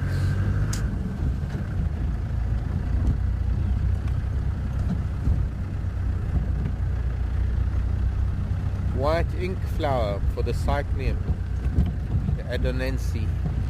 Cycnium. Adonense. Oh, there goes a daker. White ink plant. I think that's what it was. I need to find a different picture. The picture in my book makes it look too frilly, and well, I remember up in East Africa just after the rains that there were areas where the ground on the verges of the road, because they do tend to favor disturbed soils, and on the verges of the road you'd get carpets of them.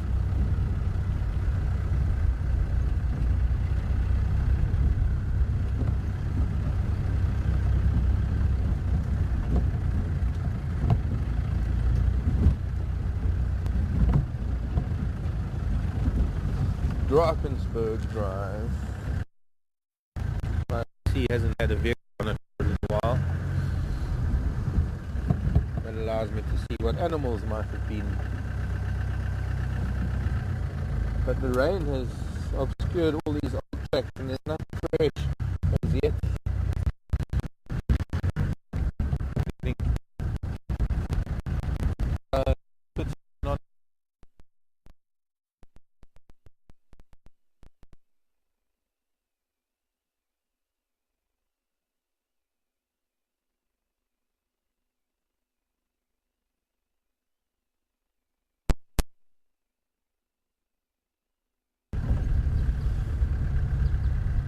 We're going to be as far away as possible as from home, and the rain's going to come back.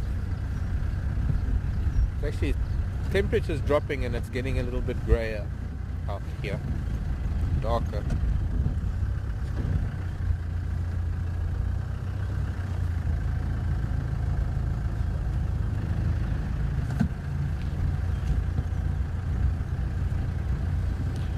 Like Deborah in Florida, what behavioral changes have we seen now that it's getting greener?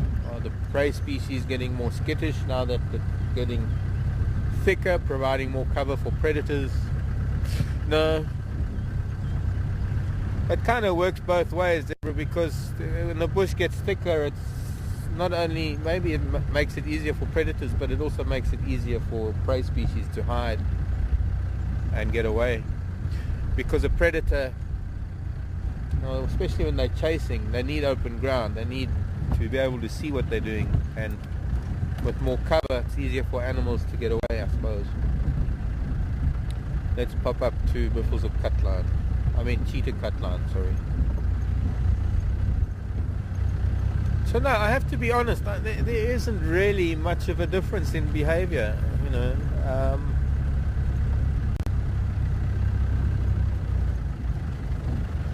It's also been a lot of, especially the last few days, this last week or so at least, with all this rain, we haven't really seen any behavior, because as you can see, these cold, damp temperatures keep a lot of animals hidden. There's not very much animal movement at the moment.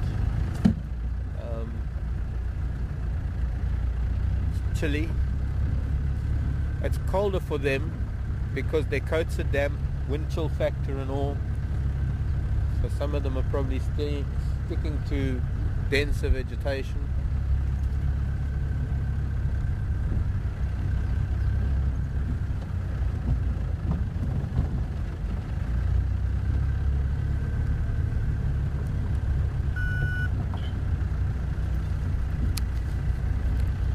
Any station still on Western Gowrie?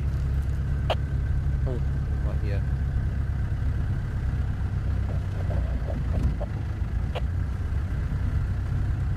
I didn't copy that.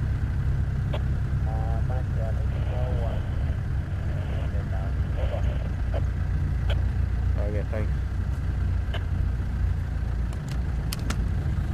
We're all alone out here this morning.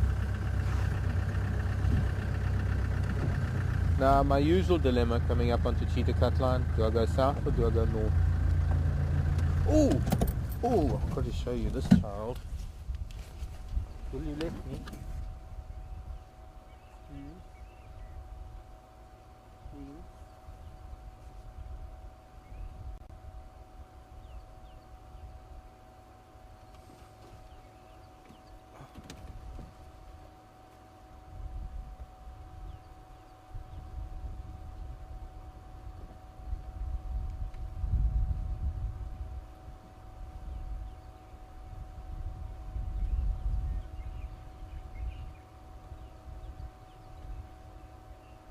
I don't know, you're able to get in on its head. I don't know if you can get on its head.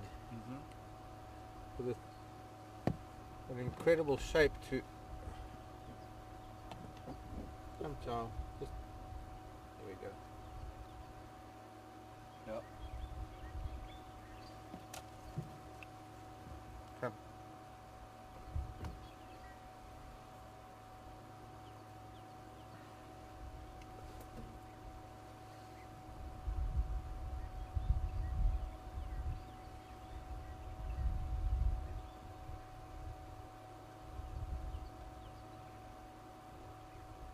Almost looks like a smile.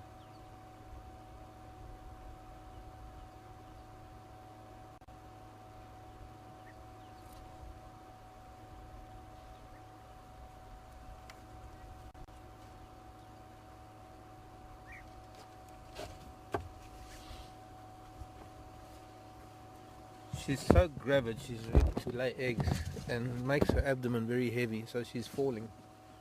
And it's not wise to let her fall. I think praying mantis, one of the grass mantids. I guess we could come back this way later to the southern side. Stick to the northern side of things.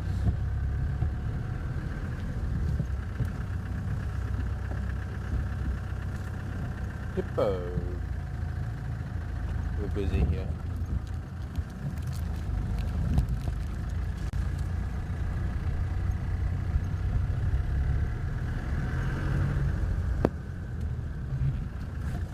Oh, that's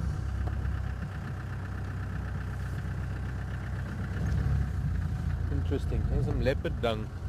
This might have been Impala from Impala the other day. I think he was around here somewhere.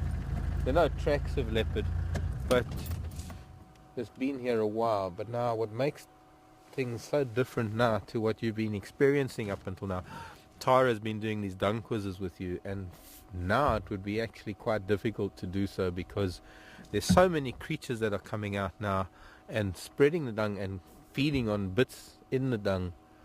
Now what we're noticing here, you can see that beetle coming in from the top left there. These are carcass beetles.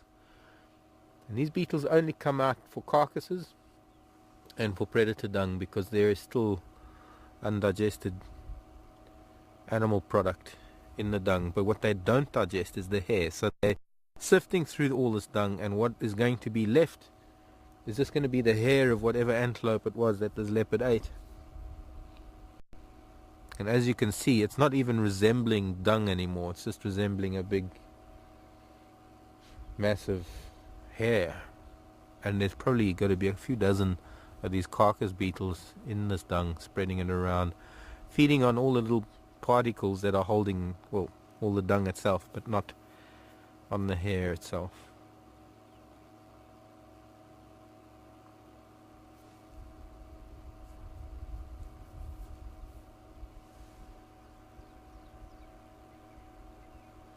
There will be the odd scarab that will get in there too.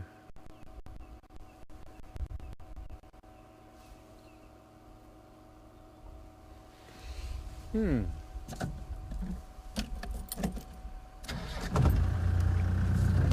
elephant dung is not retaining its shape anymore. Buffalo dung is being spread, all the dung really, because the dung beetles and so many insects are acting on it now, no longer retains its shape. And one thing about the dry season, when you were able to do all your dung quizzes, is because none of these insects were out in the dry season. So when dung came out of an animal, that's the way it stayed. So we would get the big bolus of elephant dung or the leopard dung drying in the original shape that it came out of the animal.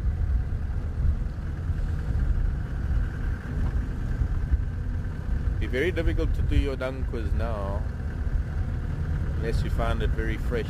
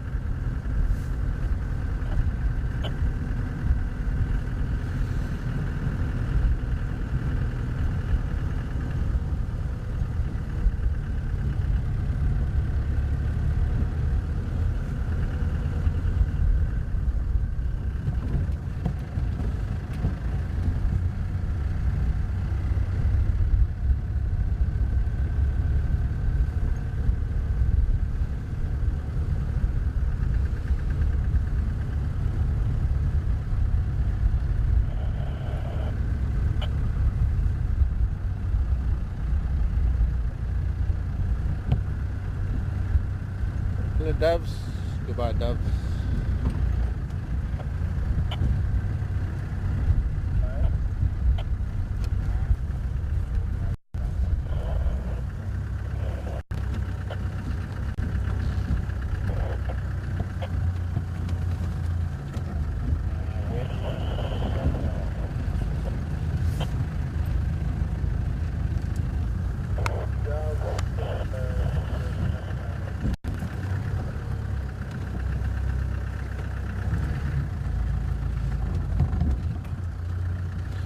These hippo tracks must be hippos from Buffalo's Dam. Been out and about feeding. They don't have to cover so much ground anymore because there are a lot of grasses now.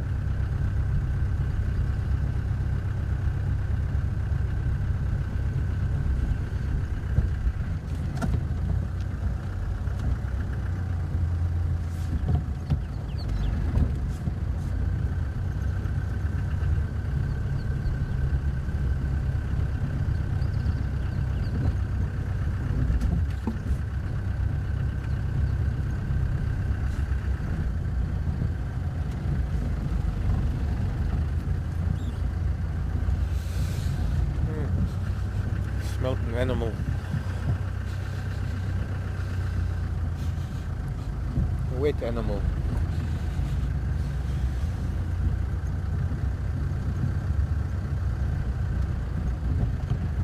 Hello Barbara, do we ever go out for a walk on the reserve? Sometimes. Should do it a lot more than we do it. Actually, it's been a while, hey Tara, since we went for a walk. In fact, last summer.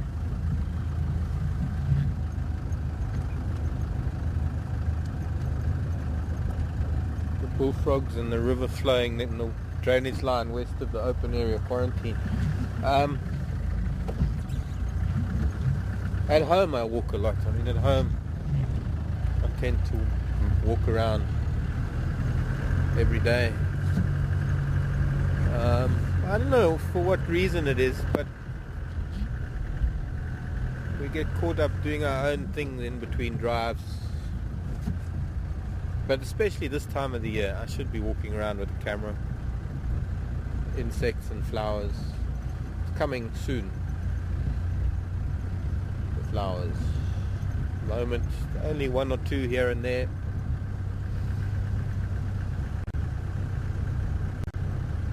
But it's early days.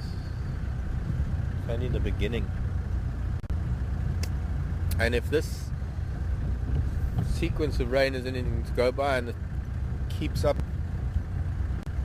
with good rains throughout the next couple of months, it's going to be a bountiful summer.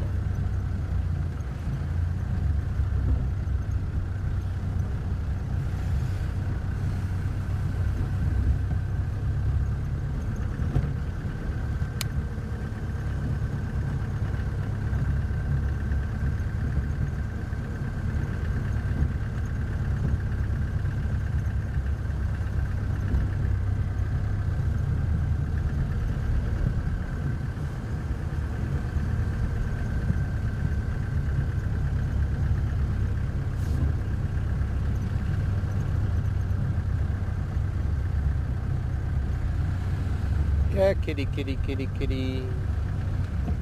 Where are those big tawny cats? I think they got some of them up on Buffelshoek. They must be quite far because the radios are so crackly. Not hearing it properly.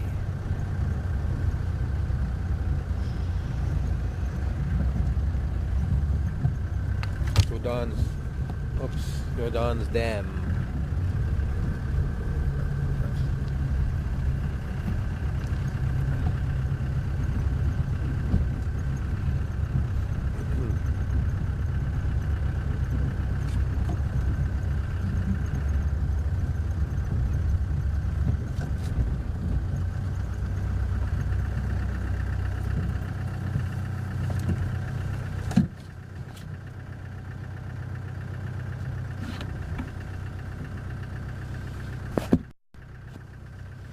Miniature watermelon.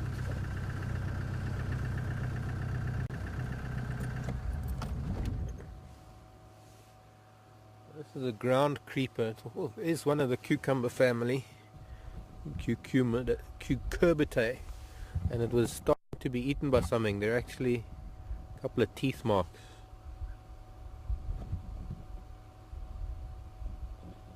And if I break it open, you can see how much like a cucumber it looks.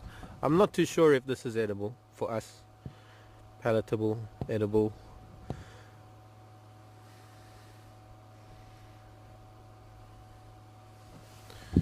But one of the wild cucumbers, we have several different species here. They all tend to grow as a creeper. And stick it together. You got any glue, Seb? But that does look like a miniature watermelon, eh? Green stripes. And I'm not too sure what species that is. It is a cucumis though, from the family Cucurbitae.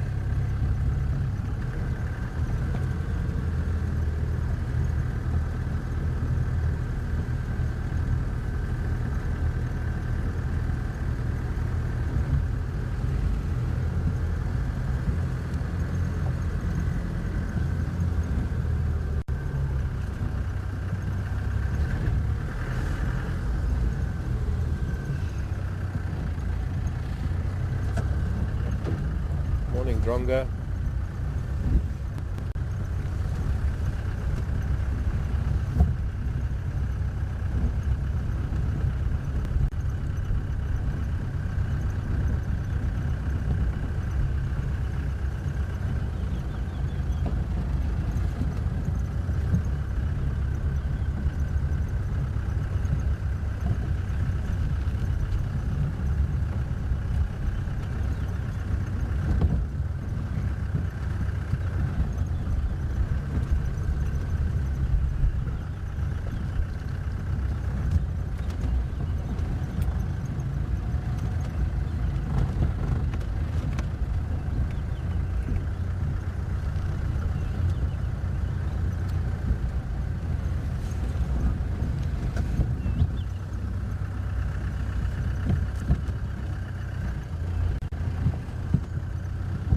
I can hear a particular bird.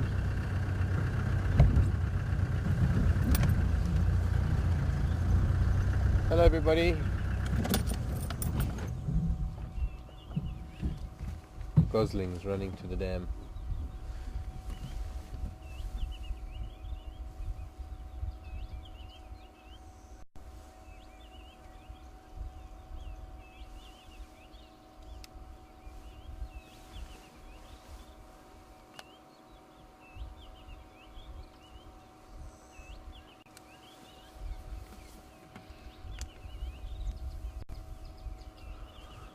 They grow fast, these children.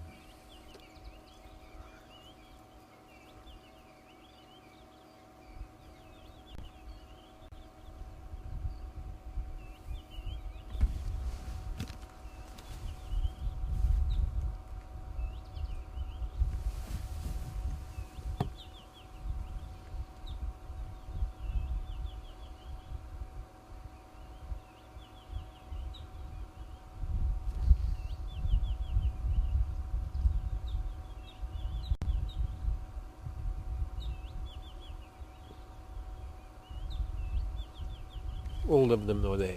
7.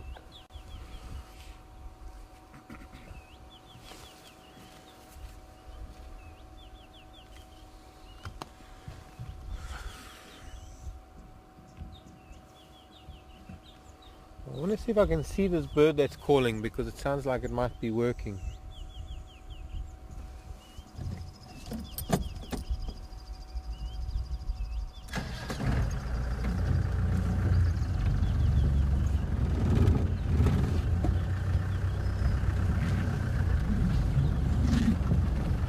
Otherwise, buffaloes look damn.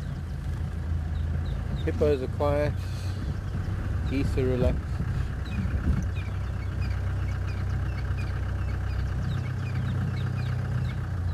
I guess it's not working. I was hearing a weaver bird.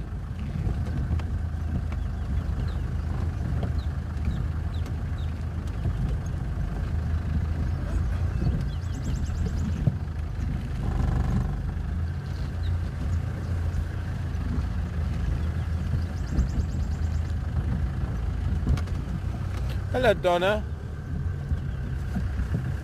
What would break down the fur of an animal after the beetles were done? Probably nothing. Rain and wind would disperse it, and it would just, I guess, it would be left, well, bacteria. Eventually bacteria, it would just decompose the keratin of the hair through the action of maybe bacteria and fungi. Because that is the last, those are the last organisms to act on anything, whether it's plant or animal, to break it down into its final trace elements, to break it down to the last of it, bacteria and fungi. So whatever creatures aren't able to act on and break down, bacteria and fungi are the final straw.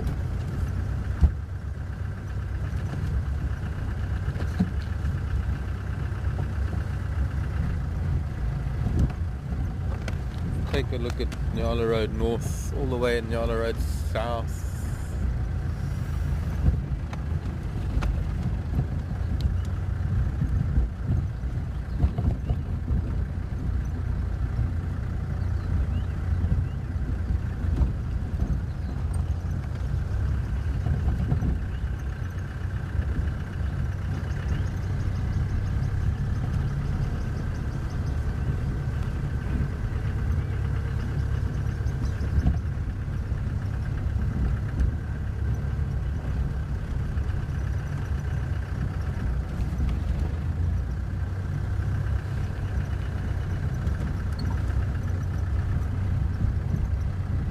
One of those days today.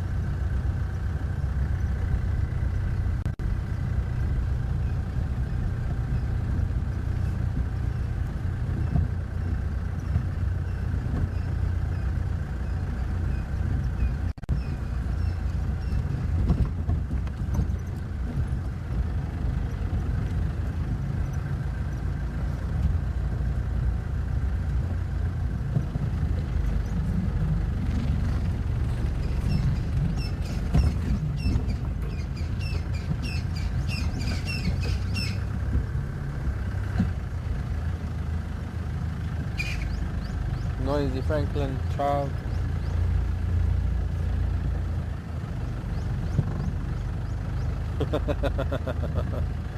Hello, Dan. Only way to have a vegetable garden here would be to have it fenced in under shade cloth and netting and fencing. But yes, animals and insects are far too much of a formidable force to get vegetables to grow in this part of the world. Between the squirrels and the monkeys and the elephants and the bushbuck and the nyala and the duiker, and yes, then come all the insects. It is, now I've tried even a herb garden. Hello, little squirrel. Even a herb garden becomes difficult. Probably grow garlic. I've tried even here parsley. It gets to a certain point and then it gets eaten. I suppose parsley has got important ingredients that creatures need. Iodine. Hello, Shivambalana, dove.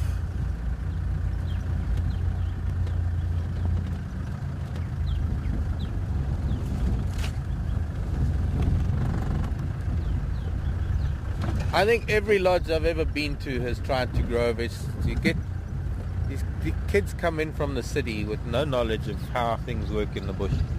They've been in the hotel trade and they come and work in the bush, and it's a great experience for them. But they tend to be a little naive, and so many times come to the city and, oh, I'm going to grow a vegetable garden. Eventually you get these almost like agricultural tunnels being erected with shade cloth and chicken wire, and it lasts for a little while, but then eventually interest gets lost because it's just too much of a losing battle. Oh, hello, plated lizard. Disappeared down your hole. Mr. Plated Lizard. No, not Mr. Plated Lizard. I'm saying I missed the plated lizard. I missed it.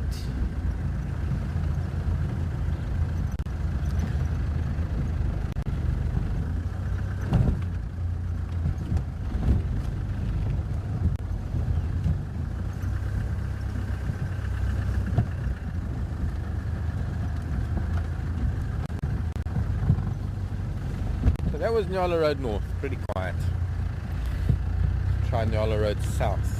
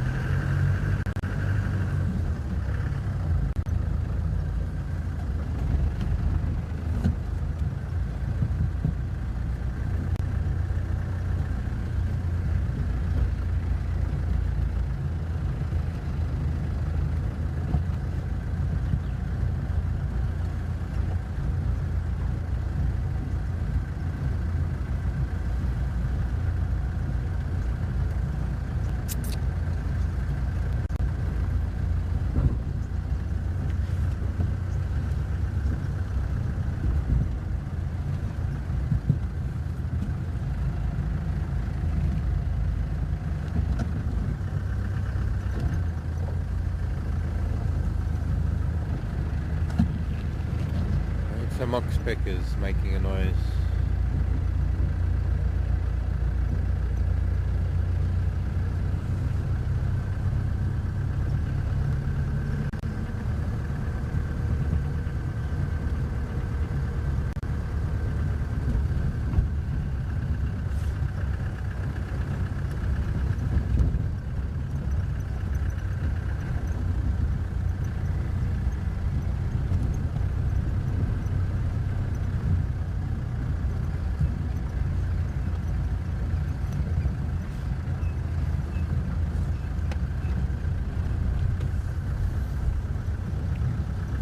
Even the go-away birds are quiet because there's nothing to tell them. There's nothing for them to shout, go away. There are no... Okay, that was corny, I know.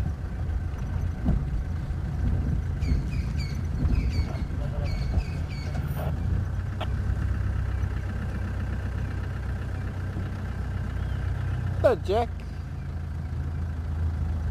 Interesting. Is the hair from dung used in nests? I don't think from dung, maybe not from dung. Hair is used by some birds for lining nests.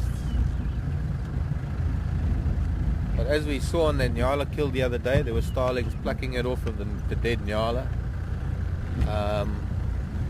And yeah, they will find tufts of hair after kills, but I don't think they would take it from dung.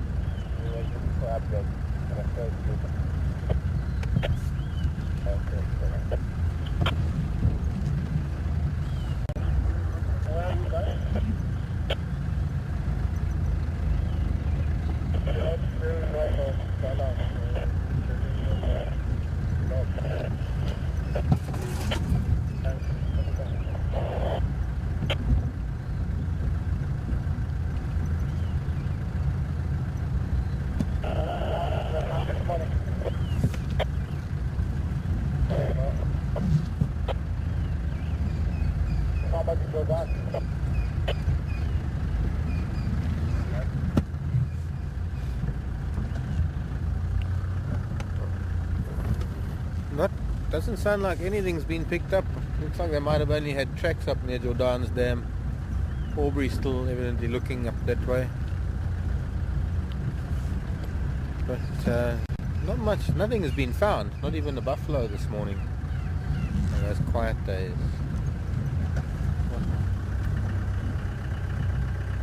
Oh, a bird making a bit of noise just up north of us.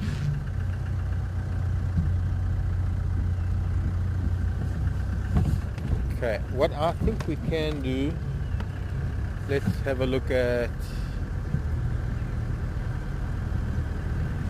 we've done a big circle now, we're back to Lear Road, Spaghetti Junction, go to Twin Dams.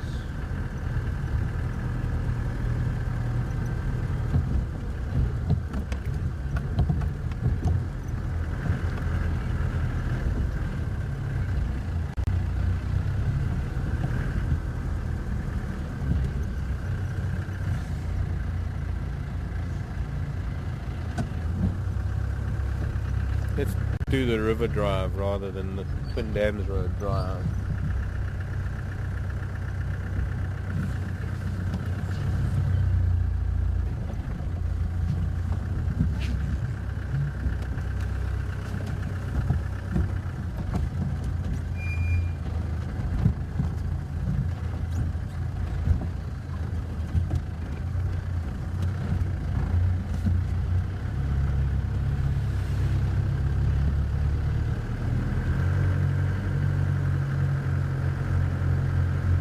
Pretend it's a boat.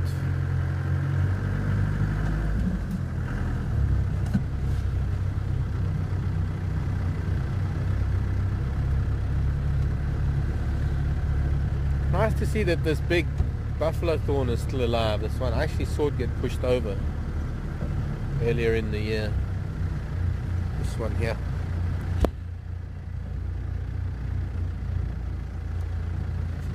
There's quite a big elephant. And that is a very nice specimen of a buffalo thorn too, by the way. Don't see those buffalo thorn that size much anymore.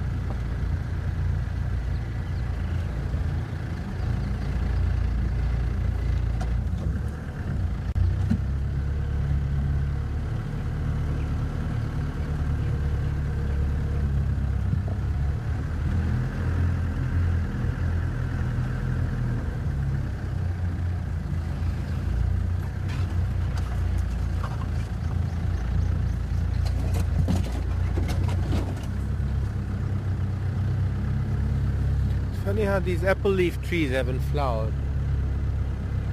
Well, nothing like what I've seen on the main road outside the reserve. Maybe as yet to flower.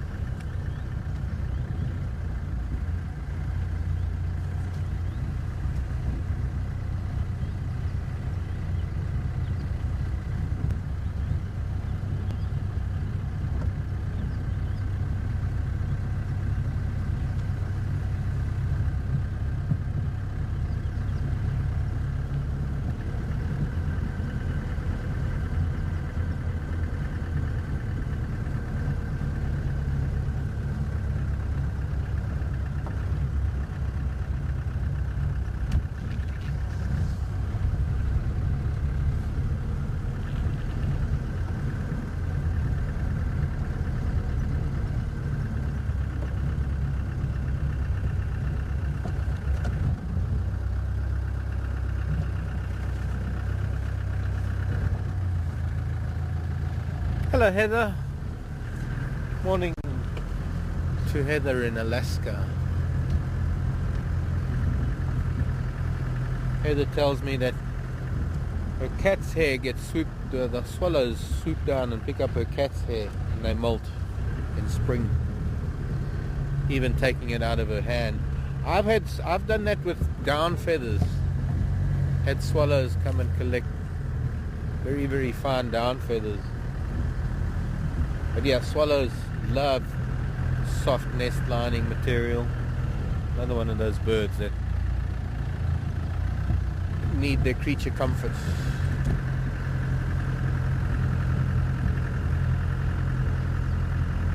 That's interesting. Thanks, Heather.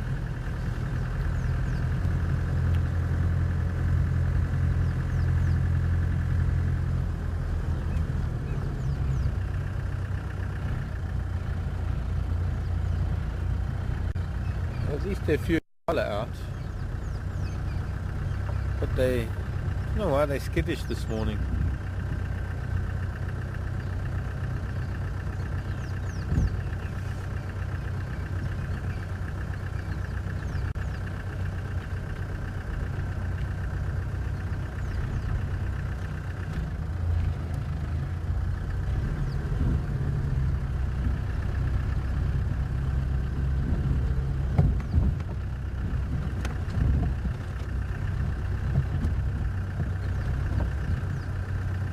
Hammerkorps fishing, or rather frogging. Hello goose, hello other goose. Oh, maybe they got a nest here.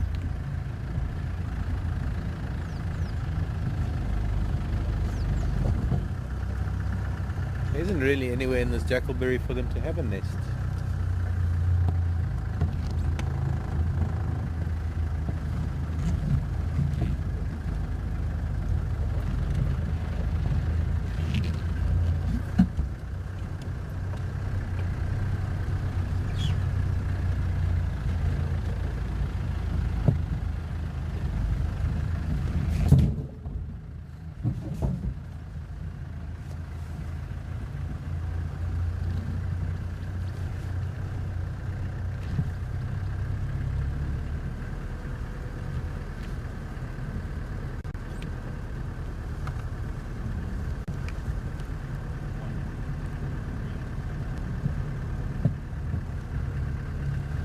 Ryan, come in.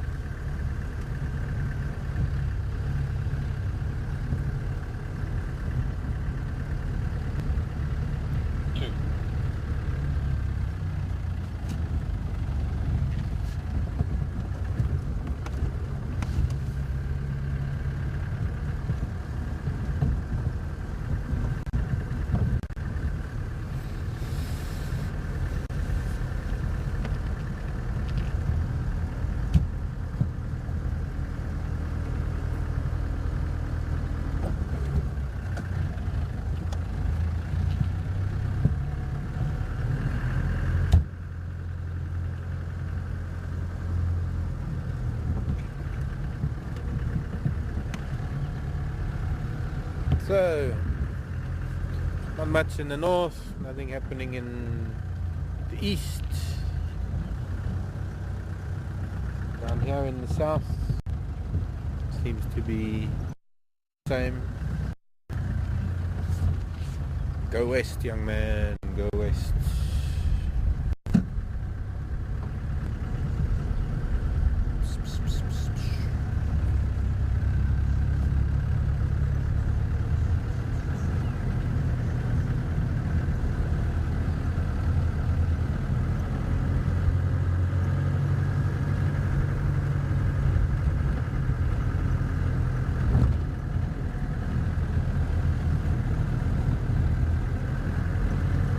One of those days.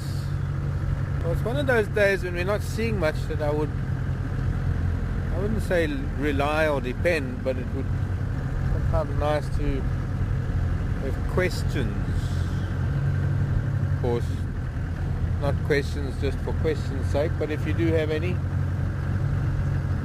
feel free. You know, we tend to hear from a lot of the same people, which is great because we get to know you and we get to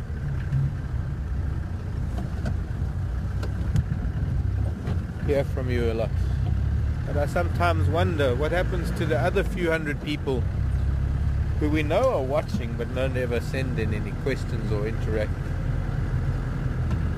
questions@juma.com.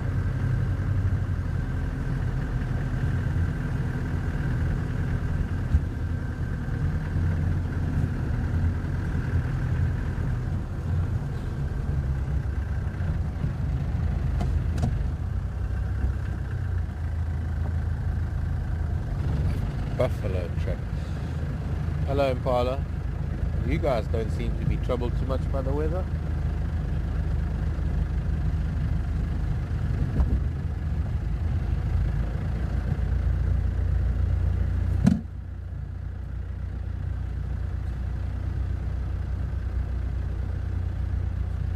Let's take a look along Weaver's Nest.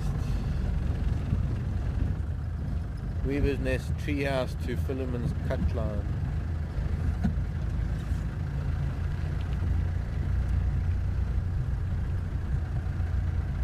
There really hasn't been that much animal movement overnight. The rains have cleared the roads of most of the old tracks. Now, we did have a little bit of rain last night, and because we had a little bit of rain last night, anything that might have moved around between, say, 4 o'clock this morning and now would be very clear and evident. But there has been very little in the way of anything fresh. Seen some zebra tracks, but they're from yesterday. A few rhino tracks, hippo, buff. So far no more pachyderm, big grey, big-eared pachyderms. No more of them. No cats. Seen one set of hyena tracks. Even they have been relatively sedentary, quiet.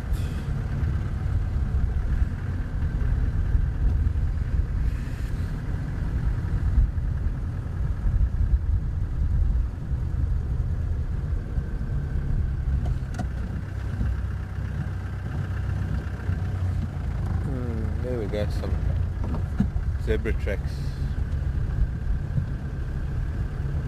But they're going that way. Actually, they're going both ways.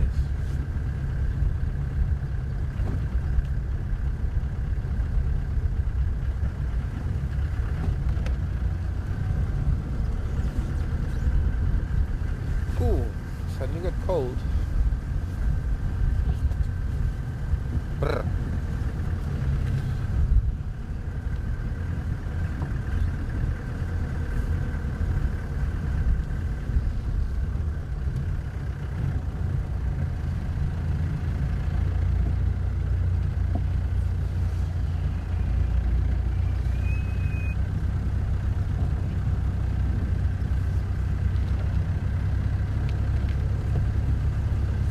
We need sunshine. We need a day of hot, humid, summer sunshine.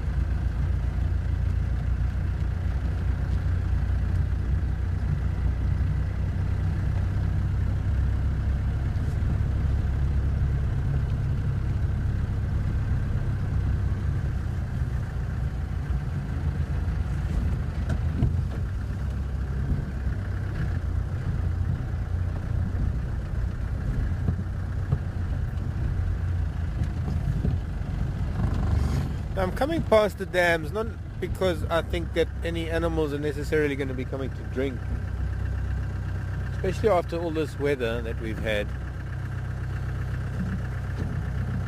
The animals are getting a fair amount of moisture out of the vegetation.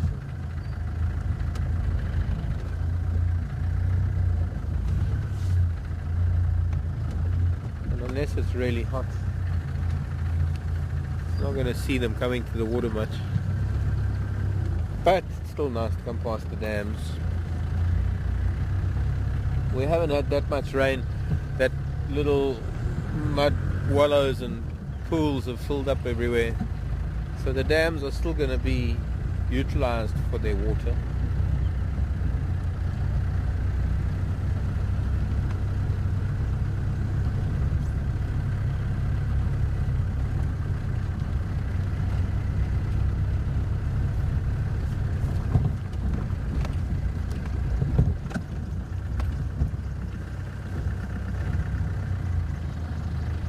Bird ID time, if we can get it. Just flew up ahead.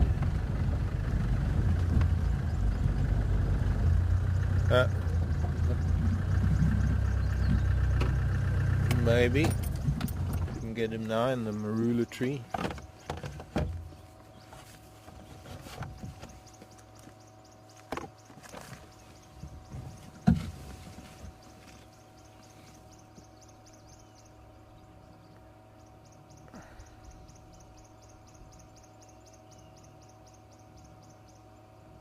I'm not seeing it well enough to even start making an ID.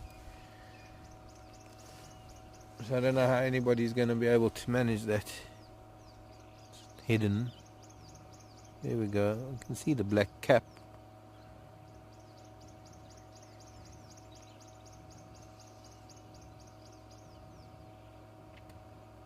I can't get any other details. Alright, we'll skip this one. He's moving around a lot.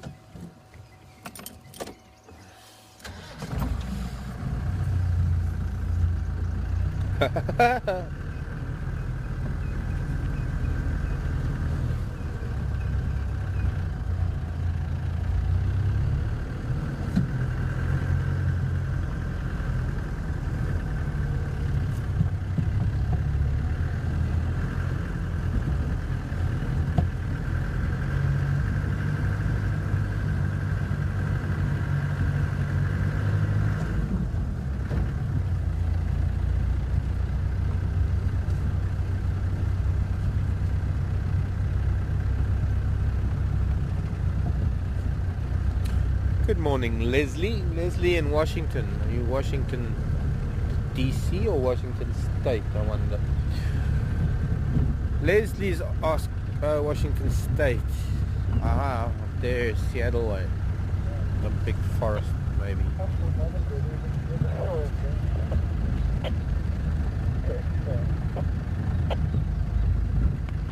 Leslie was asking, are the roads man-made or have they developed over time from animal paths? One or two of them, Leslie, were animal paths once upon a time, but yes, they are man-made roads.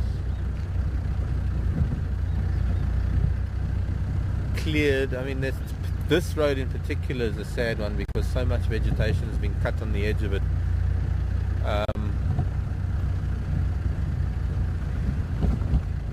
You can see that it's not just a road that winds its way through the bush.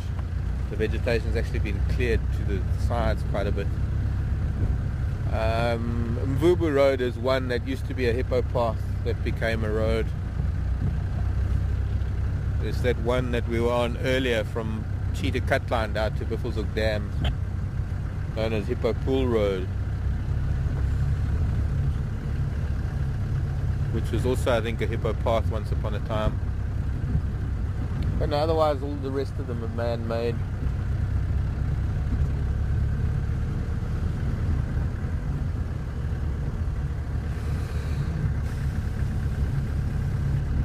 I'll just touch on Gowrie Main again quickly, as I normally do when I get to this point.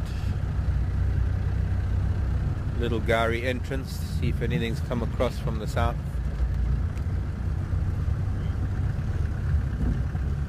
Any station copying me on this channel?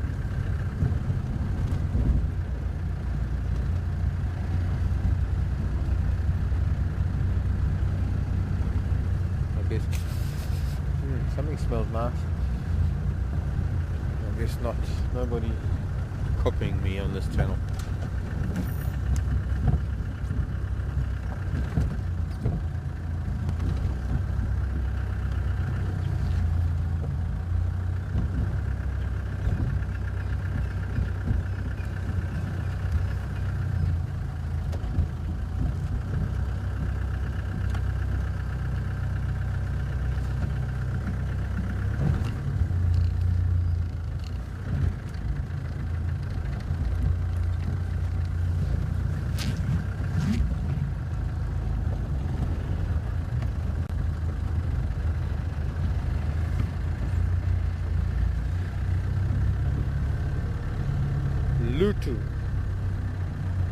Wait, here's something. It is buffalo.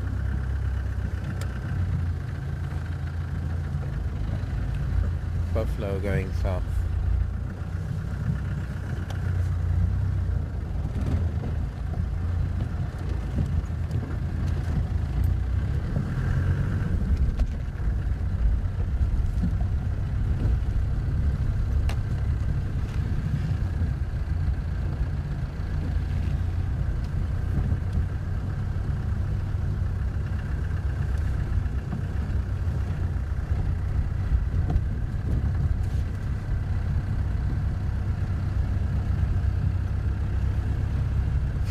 Road up to Philemon's Cut Line. Just in case you are following us on a map, if you want to have a look at the map, send a question through, or just send an email through to questions. I think the tab might still be open. I think you might have even opened it, Tara. A tab that has the map on it, and then we can just copy the link and reply to your email. Send it to you.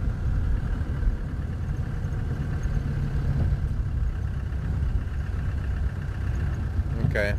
It is Tara saying she has got that link on the Djuma Facebook page under the discussions tab on Djuma Facebook page if you're interested in following us on the map.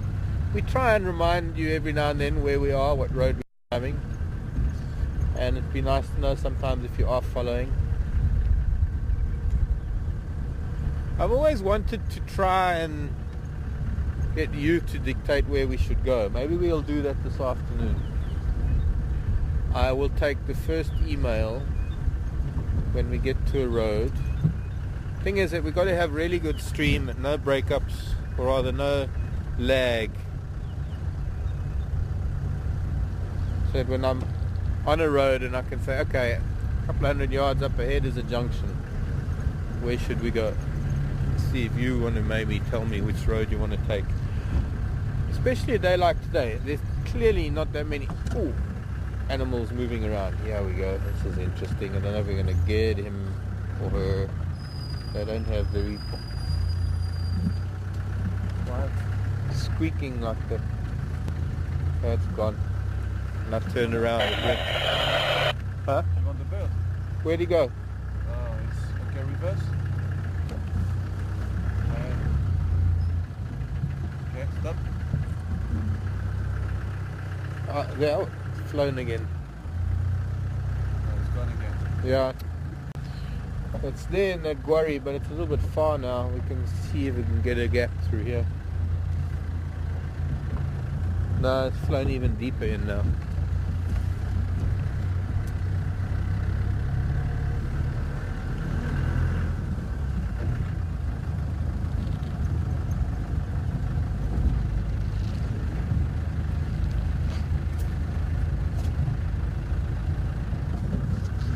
Oh, hello Terry. Look, there's a kudu. She's a little confused. Should go this way, should go that way, should go this way. No, she went that way. A few kudu in here. Hello Terry in British Columbia. What's it? Kelowna. I'm not too sure how to pronounce the name of that place. Kelowna. Hello girls. They're all hiding away in very thick bush.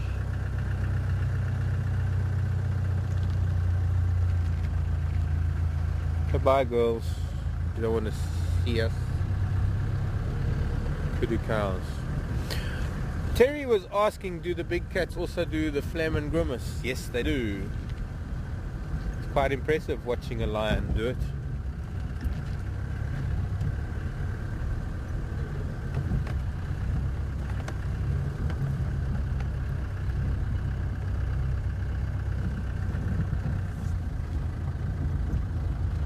Wafting the scent of females, or rather of pheromones, over the Jacobson's organ at the back of the roof of the mouth, the vomeronasal passages, somewhere around there. The Jacobson's organ, which picks up the pheromones, registers in the brain of... Pardon?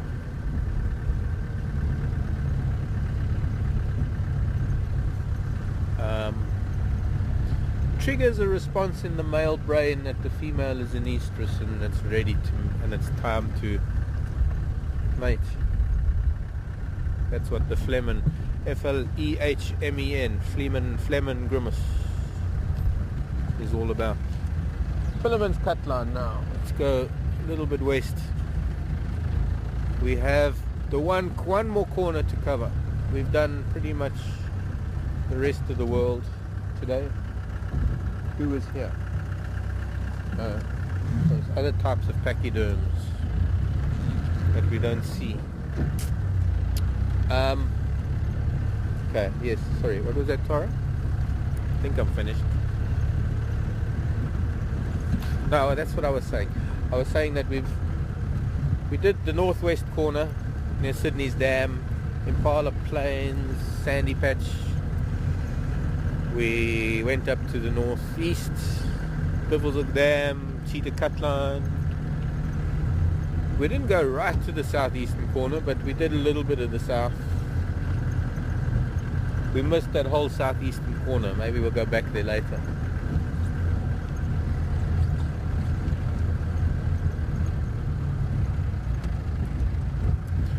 Mud asking if it was a cardinal woodpecker. Mud, I can't even answer that. I saw its tail mostly and a little bit of its back. I didn't see any of its face at any one time. I was either looking at the screen or I was trying to find it with my binoculars. I'm not even going to say. There's no way that I can even hazard a guess at which one of the woodpeckers that was. So we pretend we didn't even see a woodpecker.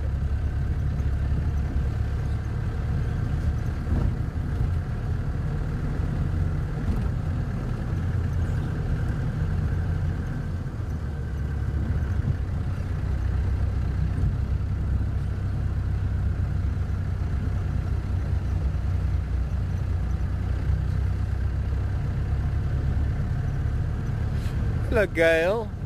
Thanks for reminding me, Gail. Asking if I found out from any of the other guides if Teddy comes up to the vehicle the way he does to the Gunda. Not yet, Gail. Unfortunately, haven't yet. Actually, I haven't spoken to any of the guides. Haven't been down to the lodge to talk to them yet. But I shall do today. In fact, I've got to go down to the lodge and pick up a couple of things after drive. So maybe I'll find Texan and ask him. But thanks for reminding me, nonetheless.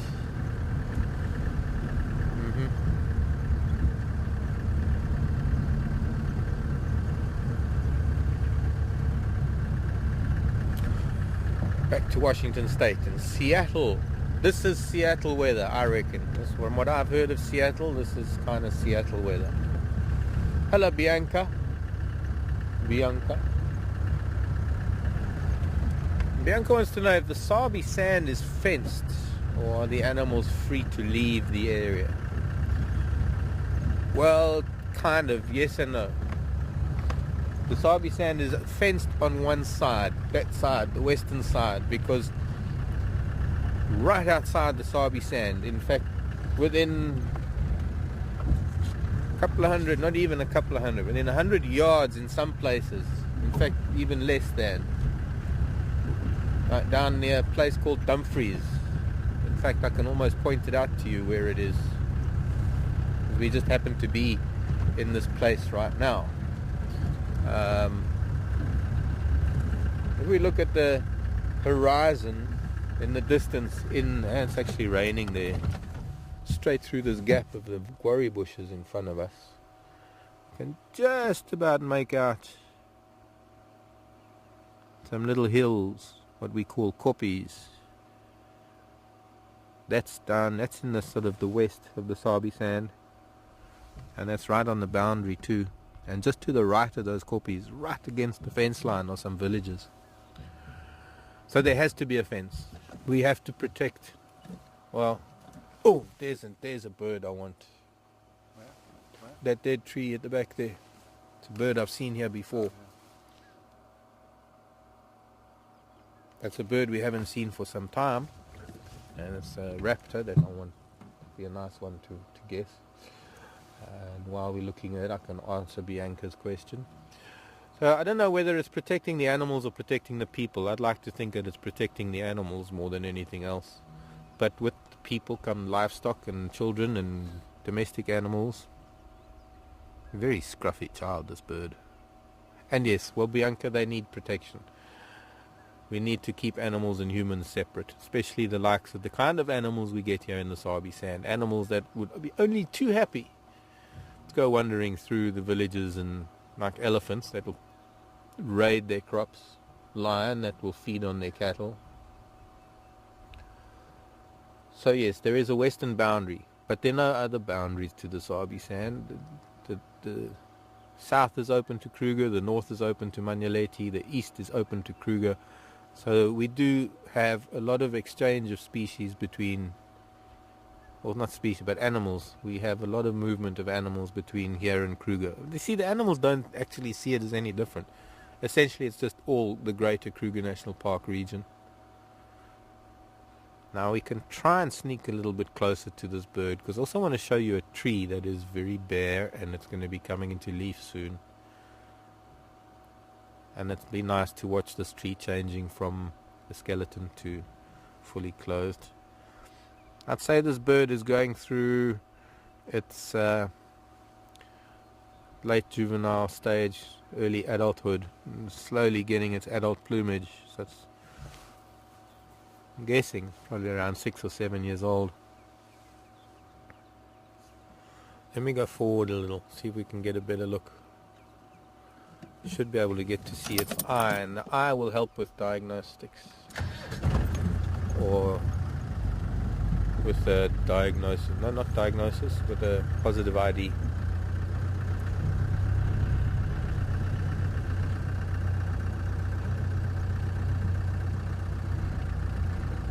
Please stay there, because I want to see this tree too, and that should be good enough.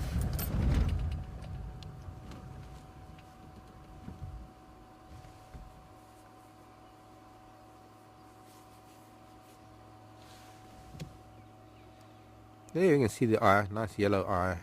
That will help with... Oh, it's going to fly because he's lightening his load. Perched at the moment, but actually this bird hunts on the wing.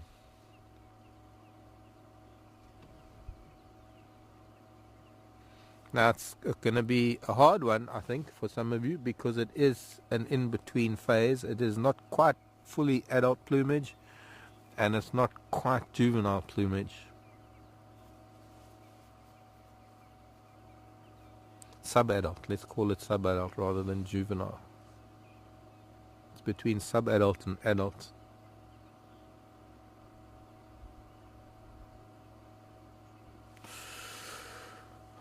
Hey, Stacy in Australia.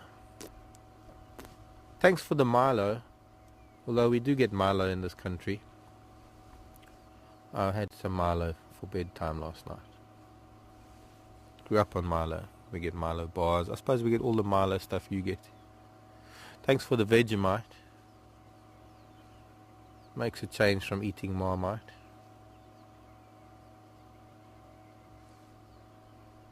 But I've had Vegemite before too. Family in Australia, so I've had Vegemite before. I think you can get Vegemite in some places, although I've never seen it in a tube.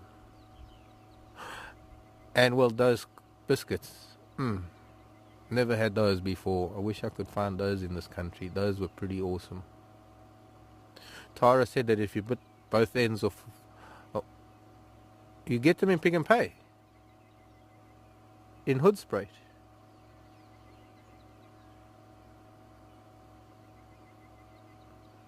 Oh, that the chocolate, they're not in the biscuit section, they're in the chocolate section. Okay, I must look at Pick and Pay. I'd obviously never seen them before. And Tara said if you bite both ends off, you can drink milk through it. And I did. Like a giant straw. Oh, look at that lovely wing stretch. Giving you a view. You can see the barred tail. It's sort of broadened its tail. That's another diagnostic feature. And the other diagnostic feature is that very pale underwing. And that differentiates it from another eagle that is very similar in looking but a lot bigger. It doesn't have pale underwings and it doesn't have a barred tail. And if you could look a lot closer, you'll find it doesn't have feathered legs. It's got bare legs. That's another feature to look at for this particular bird. The eye and a very, very small beak. A small beak compared to its larger cousin that is similar looking. It has a very large beak and much larger talons. Tells you that this one feeds on slightly smaller creatures. Let's just have a look at this tree quickly. Swing camera to the left. Anyways, Stacy, I love these beads too. The stone is incredible. So thanks for the gift, Stacy. What tree do you want me to... Pardon? Which tree do you want me to... That one. Oh. That's a brown ivory. It's one of the very few brown ivories we don't have. I think there are only one or two other brown ivories here. Quite a magic tree, and it's going to be a while before it gets its leaves actually. I noticed last year it was quite a while. Got something, I think it's a guarri growing in the fork of it. Now I've been talking to Stacy about all sorts of things. I've forgotten what Stacy was asking.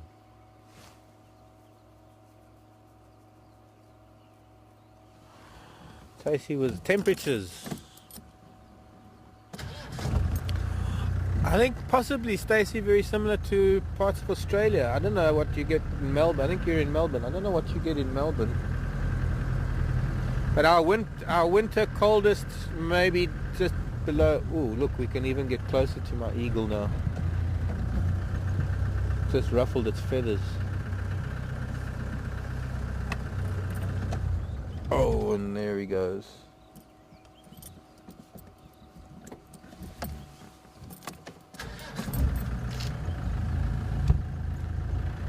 To see that bird coming out of the sky from several hundred feet up in the air is quite something, and to see what they catch in the grass is even something else. But I'll only tell you about it once I get an ID, because that'll give it away. But Stacy, our summertime temperatures, the hottest we get is up in the 40s even. We can get really hot, high 40s, not high 40s, mid 40s. Averaging in summer in mid 30s. Cuckoo, red-chested cuckoo flew by. Winter time, middle of the night, no, early morning, maybe down to about 8 degrees Celsius. Am I going to miss that millipede? It's not a millipede, it's a slug. Another one of the velvet slugs.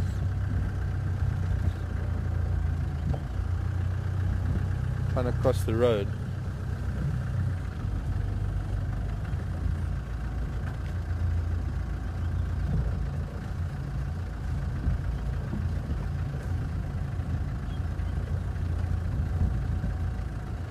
Okay, you're going to have to start all over again. I'm sorry, Tara, you're going to have to start all over again because it was just hissing. I got the beginning of it and then I was moving. Linda Revere asking about lion. Let me just move up Zoe's road a little bit and then we'll start again.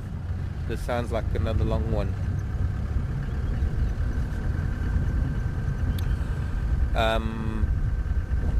Give me a moment or two. Let's get just slightly higher up on Zoe's road. Oh, nobody with my eagle yet.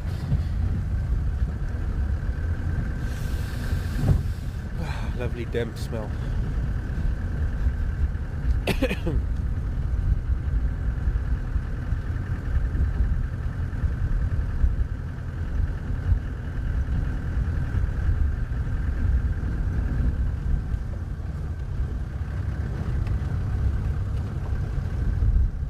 No, that's even worse. Now I'm not copying anything.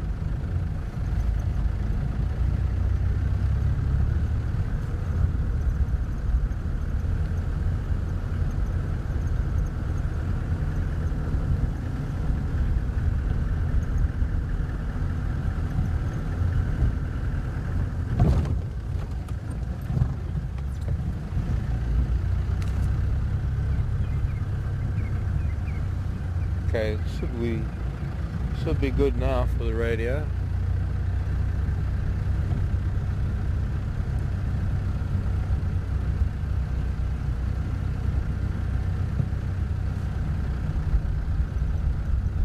Yeah, better.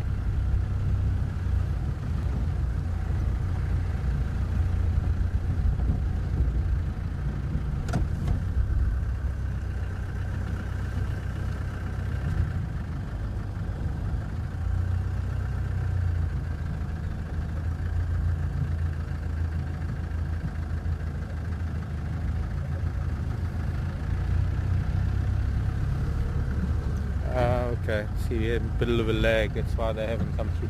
Hello Linda. And Linda's asking, the lions that I'm hearing, do I think that lions are gathering because of the imminent birth of the impalas and they're coming to feast? And they know from previous experience, I can't remember that, but no, not at all. You see Linda, lion don't gather. And first of all, lion will be within their territory. But the thing is that impala are not only here at Djuma. There are 200,000 impala spread out throughout the Kruger National Park, and in any lion's territory there are going to be impala, and there are going to be impala lambing wherever there are lions. So it's not that the lion need to gather when the impalas are lambing, but also lions don't really go for the impala as much as the other smaller predators, especially the lambs. I mean, they have and they do, but it's not. No, it's not like the bears coming to feed on the salmon kind of story. Making a noise, Franklin. It's daylight already. We know that. So no, I'm sorry that it's not no. The lion that I'm hearing are just the normal lion that we hear at night, except they might have come a little closer for us to hear them last night. It's the same lion that we hear often up in the north. But no, the lion are not going to change anything because the impala are lambing. In fact, none of the animals really change much, the predators, when the impala are lambing. Leopards and the wild dog and jackal and caracal, and yeah, it's starting to rain now. And a number of animals do tend to concentrate on the impala lambs when they in the initial stages of the lambing season. Well, even for the first few months, because there's so many lambs. But not so much the lion. Lion need bigger prey.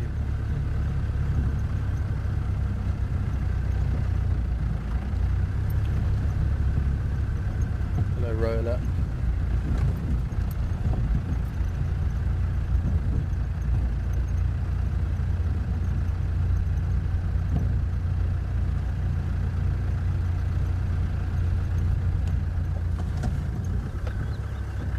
Auger buzzards, you mean? Okay, we've had a bunch of auger, not auger buzzards. I don't think we get auger buzzard here. But yes, I've had martial eagle. Now, martial eagle is twice the size of that bird, and the martial eagle is the one that I was saying is his big cousin that looks similar. But the martial eagle doesn't have a yellow eye, and the martial eagle doesn't have white under the wing, and the martial eagle doesn't have bare legs.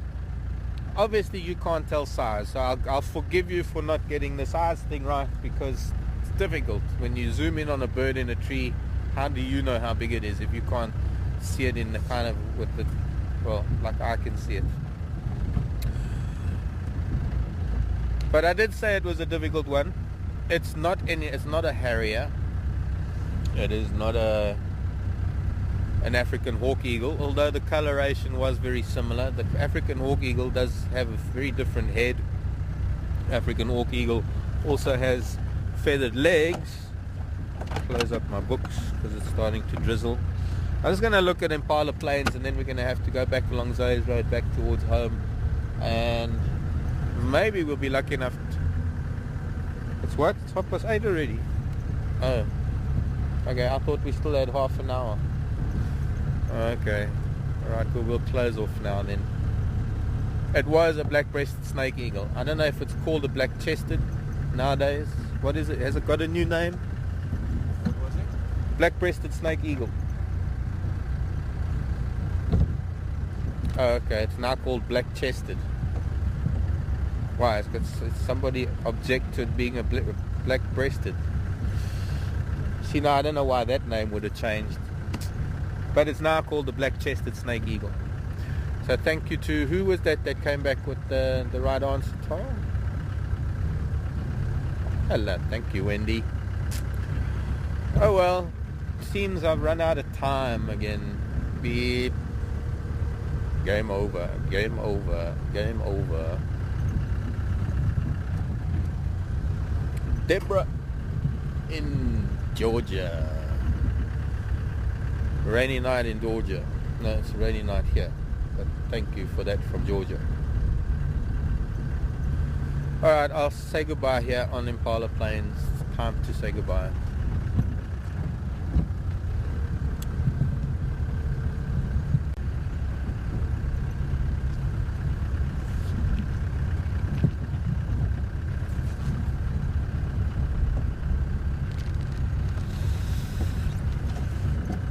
See if the crown plovers are here with their babies. Not the dove.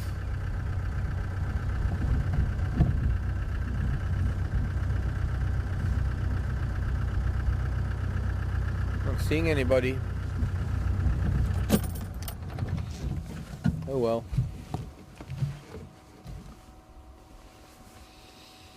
Thanks for bearing with me this morning. It's been a rather animal-free morning. I had some nice questions. Thanks for your questions. Thanks for your input. And thanks for your help with the idea of some of the birds that we did this morning. I hope the weather might clear up. Haven't got much faith in it because it's getting darker, it's getting grayer, the clouds getting heavier, and it is drizzling now. But we'll be back 4 o'clock Central African time. Same crew, me here, Seb there, Tara there, and hopefully we'll have a better afternoon. Take care everybody, and thanks for joining us. Bye.